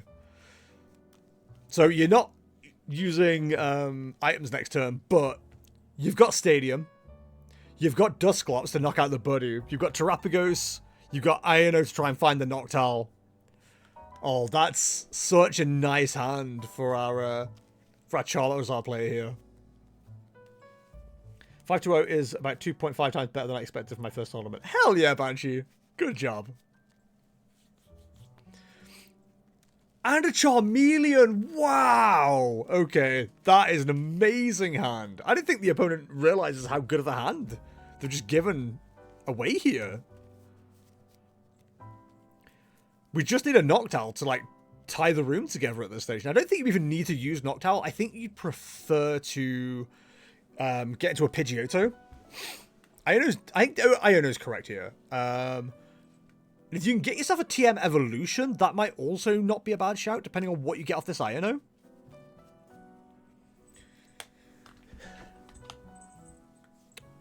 Yeah, so you miss TM Evolution, that's fine. Another Hoot and a Charmander down's absolutely fine. Is the Pidgey under threat? Probably not. But now this Rotom definitely knocks out either a Rabbit or a Duskull. And because of the Charmeleon, I think going into Baneri would be a better choice here. Because ideally you want to go Dusknoir into the Charmeleon, and then if you can, gust up the Terrapagos or the Charmander. Probably gust up the Charmander and knock that out with a Lopunny. Caramella Rara. What language is this? Is this Italian? Okay, so they are setting up like that's their plan. It's whether they've got 8 cards in hand. The likelihood of them having what they need is, like, decent. But they need Rare Candy, Dusknoir. They need an Energy, and they need a Lopunny. And a boss would not hurt. So what have we got here? We certainly can't blow up the Duskull without having the Lopunny ready. With that many cards in hand, it feels like a low odd that you've got what you need, but maybe there's Lily's Determination in hand. There's the Jet. Do we have... Okay. There's a chance here. So we need to see Rare Candy in a way to get Dusknoir. There won't be a boss. Oh, the prime catcher. Wow. Knocking out the fan rotom here, though, is just so low value. You can certainly do it, but, like... I mean, what does it matter? Like, if you give a Charizard a chance to do 210 damage rather than 180, the two hitting into the Lot Bunny anyway. You've kind of missed your best chance to get anything done here. This is actually a rough choice. I'd maybe look at the Charmander, because you've got another Charmander available.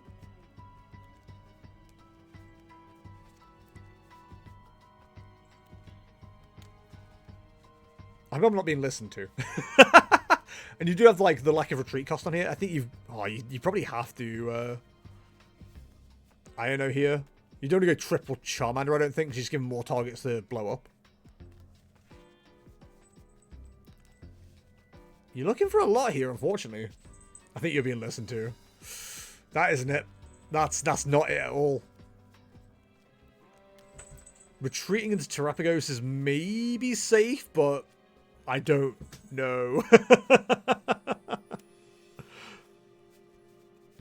Honestly, I'd leave the Charmander in the active. Okay. That's not a bad play. That's not a bad play. I don't know how much of a delay there is on the Discord stream versus what I'm saying. Unfortunately, I can't stop people from listening to me, but, like, this is what I was talking about. I don't want to do, like, delays on streams because then I'm not interacting with chat, like, in as close to real time as possible, which doesn't feel good. This could be a brutal turn, though.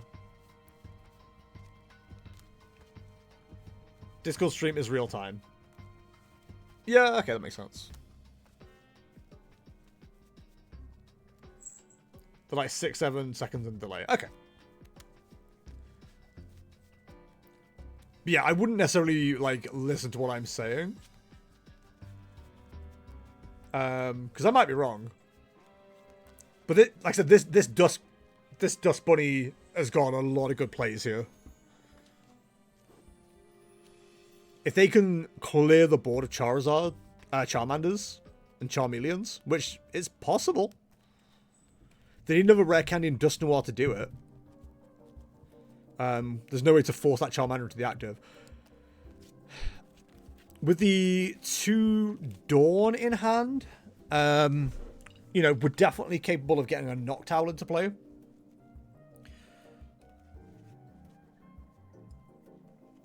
It's where do you go from there? Like, is it worth... You could Ultra Ball Rare Candy into a Charizard, but, like, that is leaving you a very empty hand. Like, you're using everything just to make that Charizard happen. I don't know that it's worth it.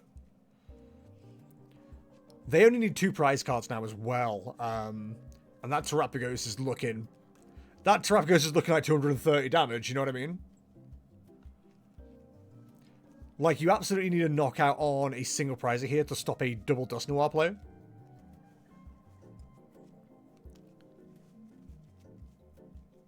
Oh, I'm dumb as hell. I forgot you could just get Charizard off the Dawn. The other, like, well, Terrapagos was already there. But the Pheasantipede is also, like, just a great target for the other Lot Bunny.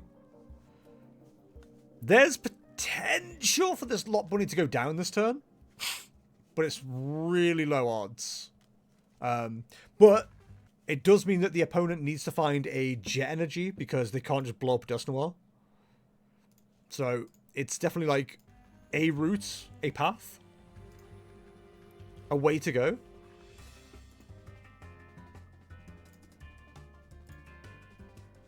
So what are we going for here?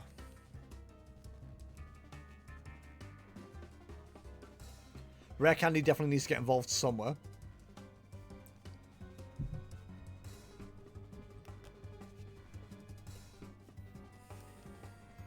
God, this is rough. You need like a 4 or 5 card combination, and it is not easy.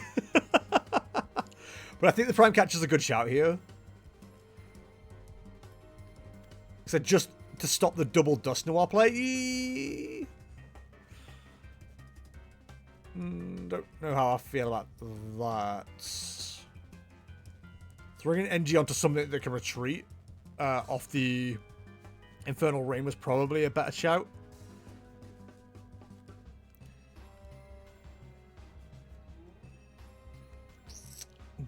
Ooh, would I? So, I think going after the Baneri would have been better here because it means they don't have that second attacker.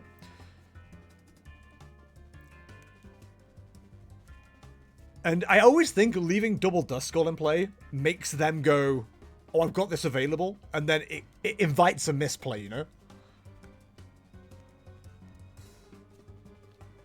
There's the rare candy you needed. God damn. So, the opponent needs mobility plus boss, and that'll be game.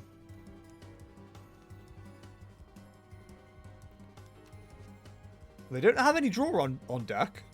Like I said, I do feel like the Mega Kangaskhan would have been my personal play off the Ditto. They don't need to win this turn.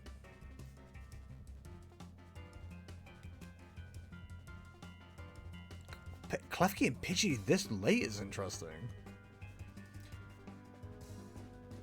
But the thing is, if they don't win this turn, then we've got the Dust Skull play next turn. We could do taking a one prizer. Like, a one prize would be absolutely fine here. Like, I wouldn't hate Dust Noir into the Dust Skull. But then Charizard just hits the bunny for 330. So that's a bit rough as well. Yeah, but without seeing their hand, I don't really know what to suggest. But you definitely wanted boss energy here for game. Although the Megalot Bunny there didn't move into it this turn. So are we just swinging? Just swinging isn't terrible. Okay. Don't think I like that. I think I would have preferred the Klefki. Like, the Pidgey's more valuable.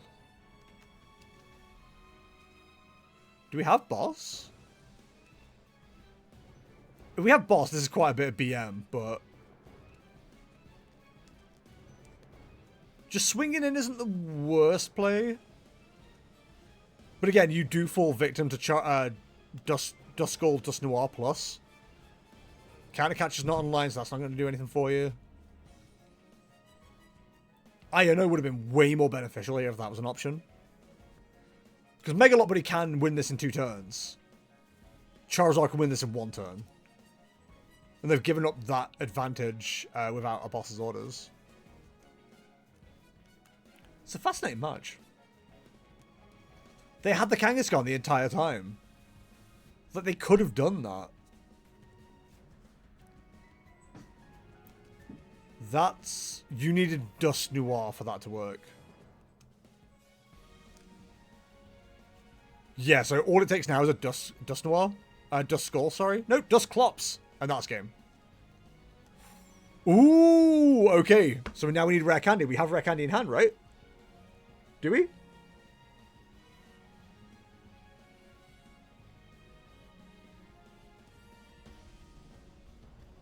Yeah, that's game. That would have been game with Dust Noir. We're going a long way about it, but, like, yeah, this is just, like, the game's done. Rare Candy Dust Noir. So just grab Dust Noir, that's game.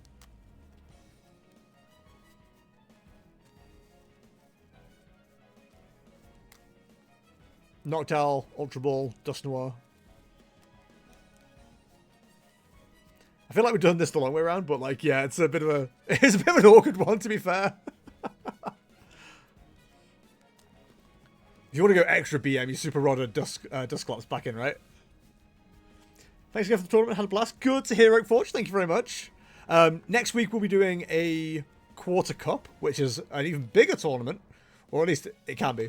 With more prizing as well. So if you are around next week, it'd be great to have you.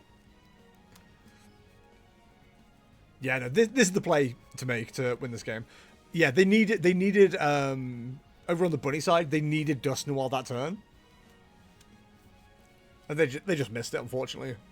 Again, without seeing their hand, I don't know if they misplayed there. I think not prioritizing the Pidgeot might have cost them. Does it start at the same time? It does, yeah. 6 o'clock. 6 o'clock UK. And hopefully I'm around. I think it is my mom's birthday. Yeah, it is 14th. It is my mom's birthday. Next weekend, but she hasn't contacted me to let me know if there's anything going on like she usually does, so I will find out. And we'll put that here. More for me than anybody else. So I remember when I edit this later. Alright. This is much higher level play than we used to, chat. So I'm gonna be wrong in all of this. This looks like an amazing start though for Hyrule.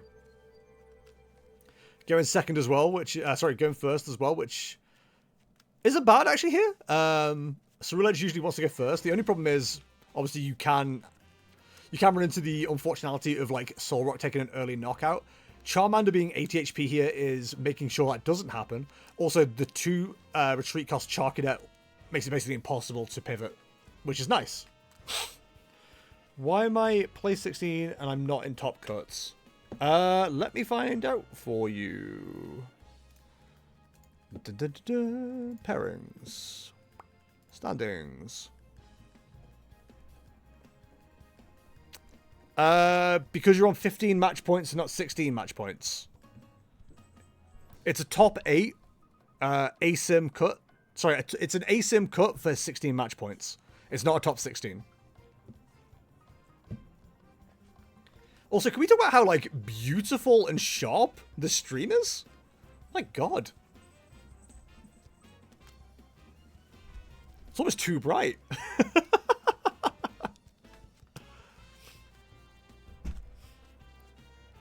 Okay, so we've got our rocks. Do we have any energy? Now, I've played this matchup, I played this matchup twice, actually, in a League Cup yesterday. And it's one of the most annoying matchups because Squawkabilly is always going to be a handy card to have. You cannot afford to put down the Squawkabilly. It's such an easy knockout for a Charizard. It's absolutely brutal. So this is Tord's build again. Have we seen this? I don't know if we've seen this person play already. But yeah, this is Tord's. Not Tord's. So what am I talking about? This is Lot Bunny in Charcadet. Oh, the cats have snuck into the kitchen. I'm being distracted by noise. I don't know what's going on. I guess it's dry food. It's dry food time. I'm gonna go pass out now. Good luck at the top cut. Bye, Banshee. Thanks for dropping by as always.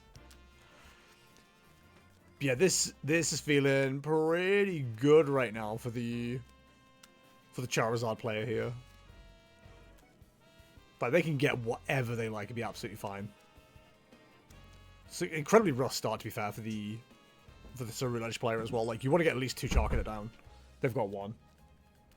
The Baneri maybe does something, but I mean, it's hit for 230. You can revenge into the Terrapagos, but then the Charizard just kind of runs rampant. So I don't know that it's actually like that beneficial. Also, I'm going to say something really weird here, chat. I'm watching this, and it's clearly like 60 FPS, beautiful and stuff. When I play a game myself, it doesn't look this smooth. How does that work? Magnets, how do they work? So yeah, Ceruledge down is not great. All the Charcadet. Again, we can revenge hit potentially with the Cosmic Beam, but like, what's it really doing? I suppose you can just smack into the Fan Rotom, but like, we're not close to a board wipe, but like, we're not far off either. Like, here comes the Hot Stepper. It's Mega Lot Bunny EX. Energy attachment, no movement unless there's an Air Balloon coming. Don't know if this build plays Air Balloon. Realistically, I should have the deck list up as well, but again, I need a third screen for this. I'm gonna have to get this set up for like when I've got the office. Get third screen with like deck lists and stuff. Make it proper fancy. Flip the script as well also isn't great. As soon as the opponent takes a prize, like that's an easy knockout. Like there's such an easy map on the board right now, unfortunately. Okay, yeah, okay. Like, you're not knocking this Megalot Bunny out in one hit, fortunately. Even with a Dust Noir, that's not going to be happening.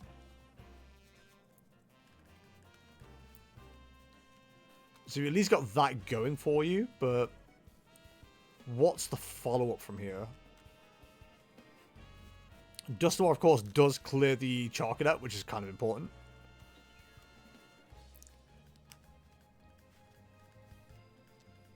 Oh, does it knock it out? Am I dumb on maths? Of course it gives up the prize. I'm stupid. Yes, okay. Yeah, this match is cooked, surely. Like, what can you do from here? Like, you just take the Serendipity next turn and call it a day. Like, for me, there would have been a temptation to put down the Hoot Hoot just in case something really weird happens. In that, like, somehow the Pidgeot EX gets knocked out. But, like, I think you're pretty safe. Dig, dig, dig. That's very fun to shout out, by the way. Dig, dig, dig. 3 NG. There's the Yamin Tower. I don't think we're anywhere near knocking out the Pidgeot, by the way. Okay, Legacy NG. Again, we can just move around that, so it's not really an issue. The Fez on the bench is, like, prime target right now.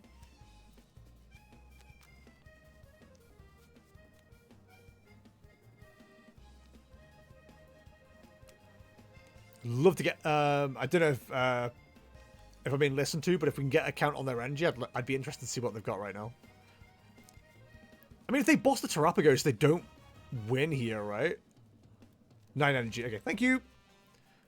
18. Yeah, so they have a 220? Yeah, they have a 220. So they've not even got the Terapagos here.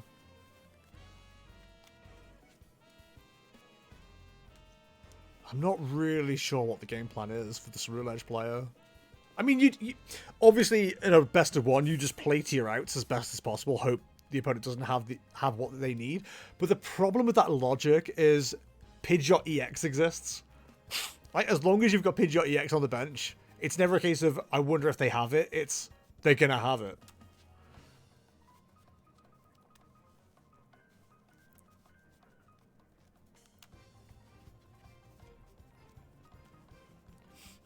Having said that, that was a lone Charizard, and I didn't really think about the fact that it was a lone Charizard. So, there is a potential for a comeback here.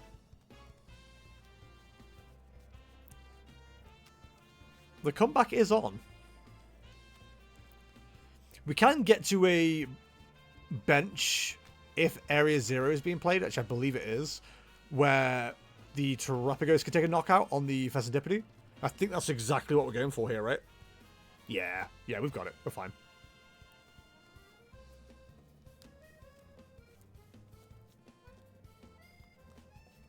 Do they know it's Christmas time at all? The slow adding of each basic. So rough. Yeah, it was never in doubt. I knew. See, I saw it was lone Charizard, then it got knocked out, and I was like, "Do I start panicking?" I'm like, "No. The it's on the bench. It's all good." All right, we're into top 8. This is Charizard Terapagos, or Charizard Noctowl, versus Festival Lead. Now, I'm not a betting man,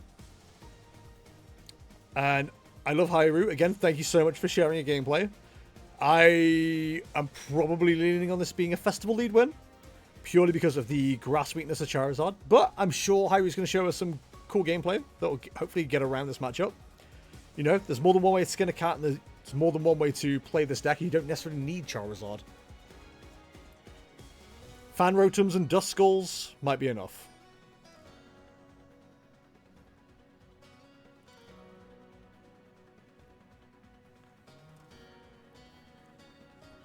We're going to see some triple stabs. It's going to go crazy. Triple stab for game.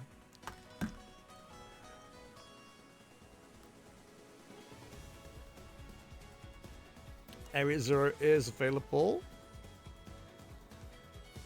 Yeah, see, this is what I thought. The second fan rotom pickup's pretty big here. Klefki's not doing a lot here, unfortunately. So that's probably a card we can look to get rid of. We don't have a way to attack with Fan Rotom this turn either. We are going to need to top deck something useful. A way to get Terrapagos would be good.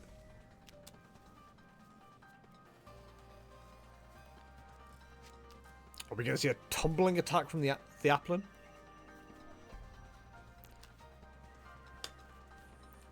No, but it would be funny. There's a Thwacky. So we are going to be evolving up out of range of Fan Rotom almost immediately here. The Applin still falls far from the tree. We've got two Goldines that are still within range, a Grookey that's still in range. You've got to imagine they evolve up pretty quickly here, especially with Boom Boom Groove being available. Buddy Puffin doesn't really get us to where we need to be, but it is at least stuff on the bench. That's a rough hand. You need to be like lightning quick here against this deck, and I don't think we're getting that start, unfortunately. But we can at least say the Fan Rotom is shiny and pretty. So, you know, swings and roundabouts. Into Seeking already. Yeah, Fan Rotom is already not going to be enough here, unfortunately. I'm actually surprised we're seeing Dipplin this early, because we don't have a lot available to us. So surely Rapid Draw would be a better attacker right now. But I suppose you're looking for the double knockout, right?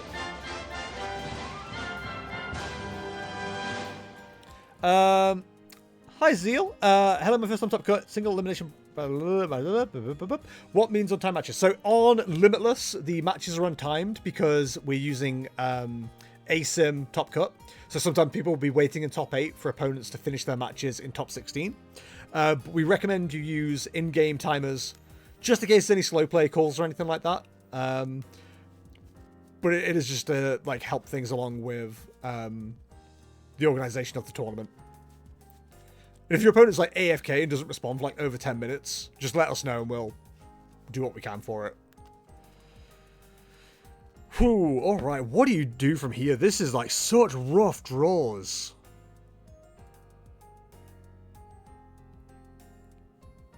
This is horrible.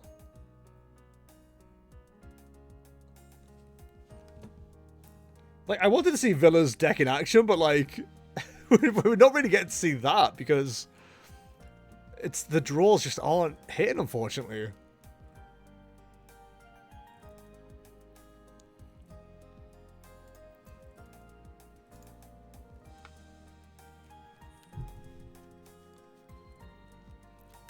We're about to see 2 more prizes taken here as well.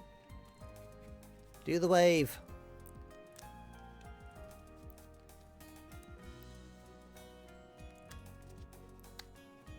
Oh, Harry, this sucks. I'm so sorry this is where where the gameplay goes. I'd like to say it's not streamer luck, by the way, because the first game went well.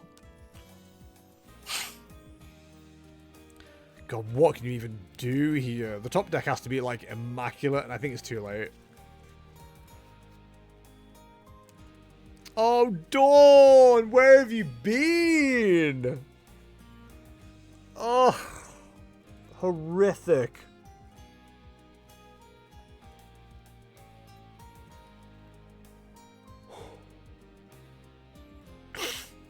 God, that is just...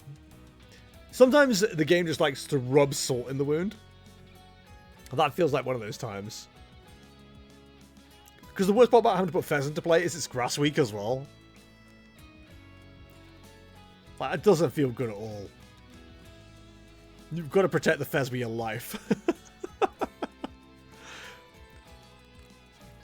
if they can just boom boom groove for boss's orders plus like a damage modifier, that's game, man. Now, is there a damage modifier available for the Fan Rotom? No. A Vitality Band would have gone crazy.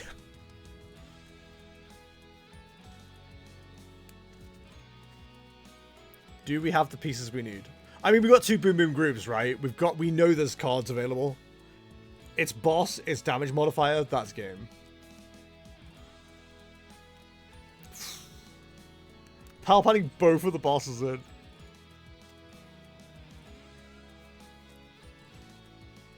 Oh no, Hyrule. That sucks. Like, it was gonna be a rough matchup anyway.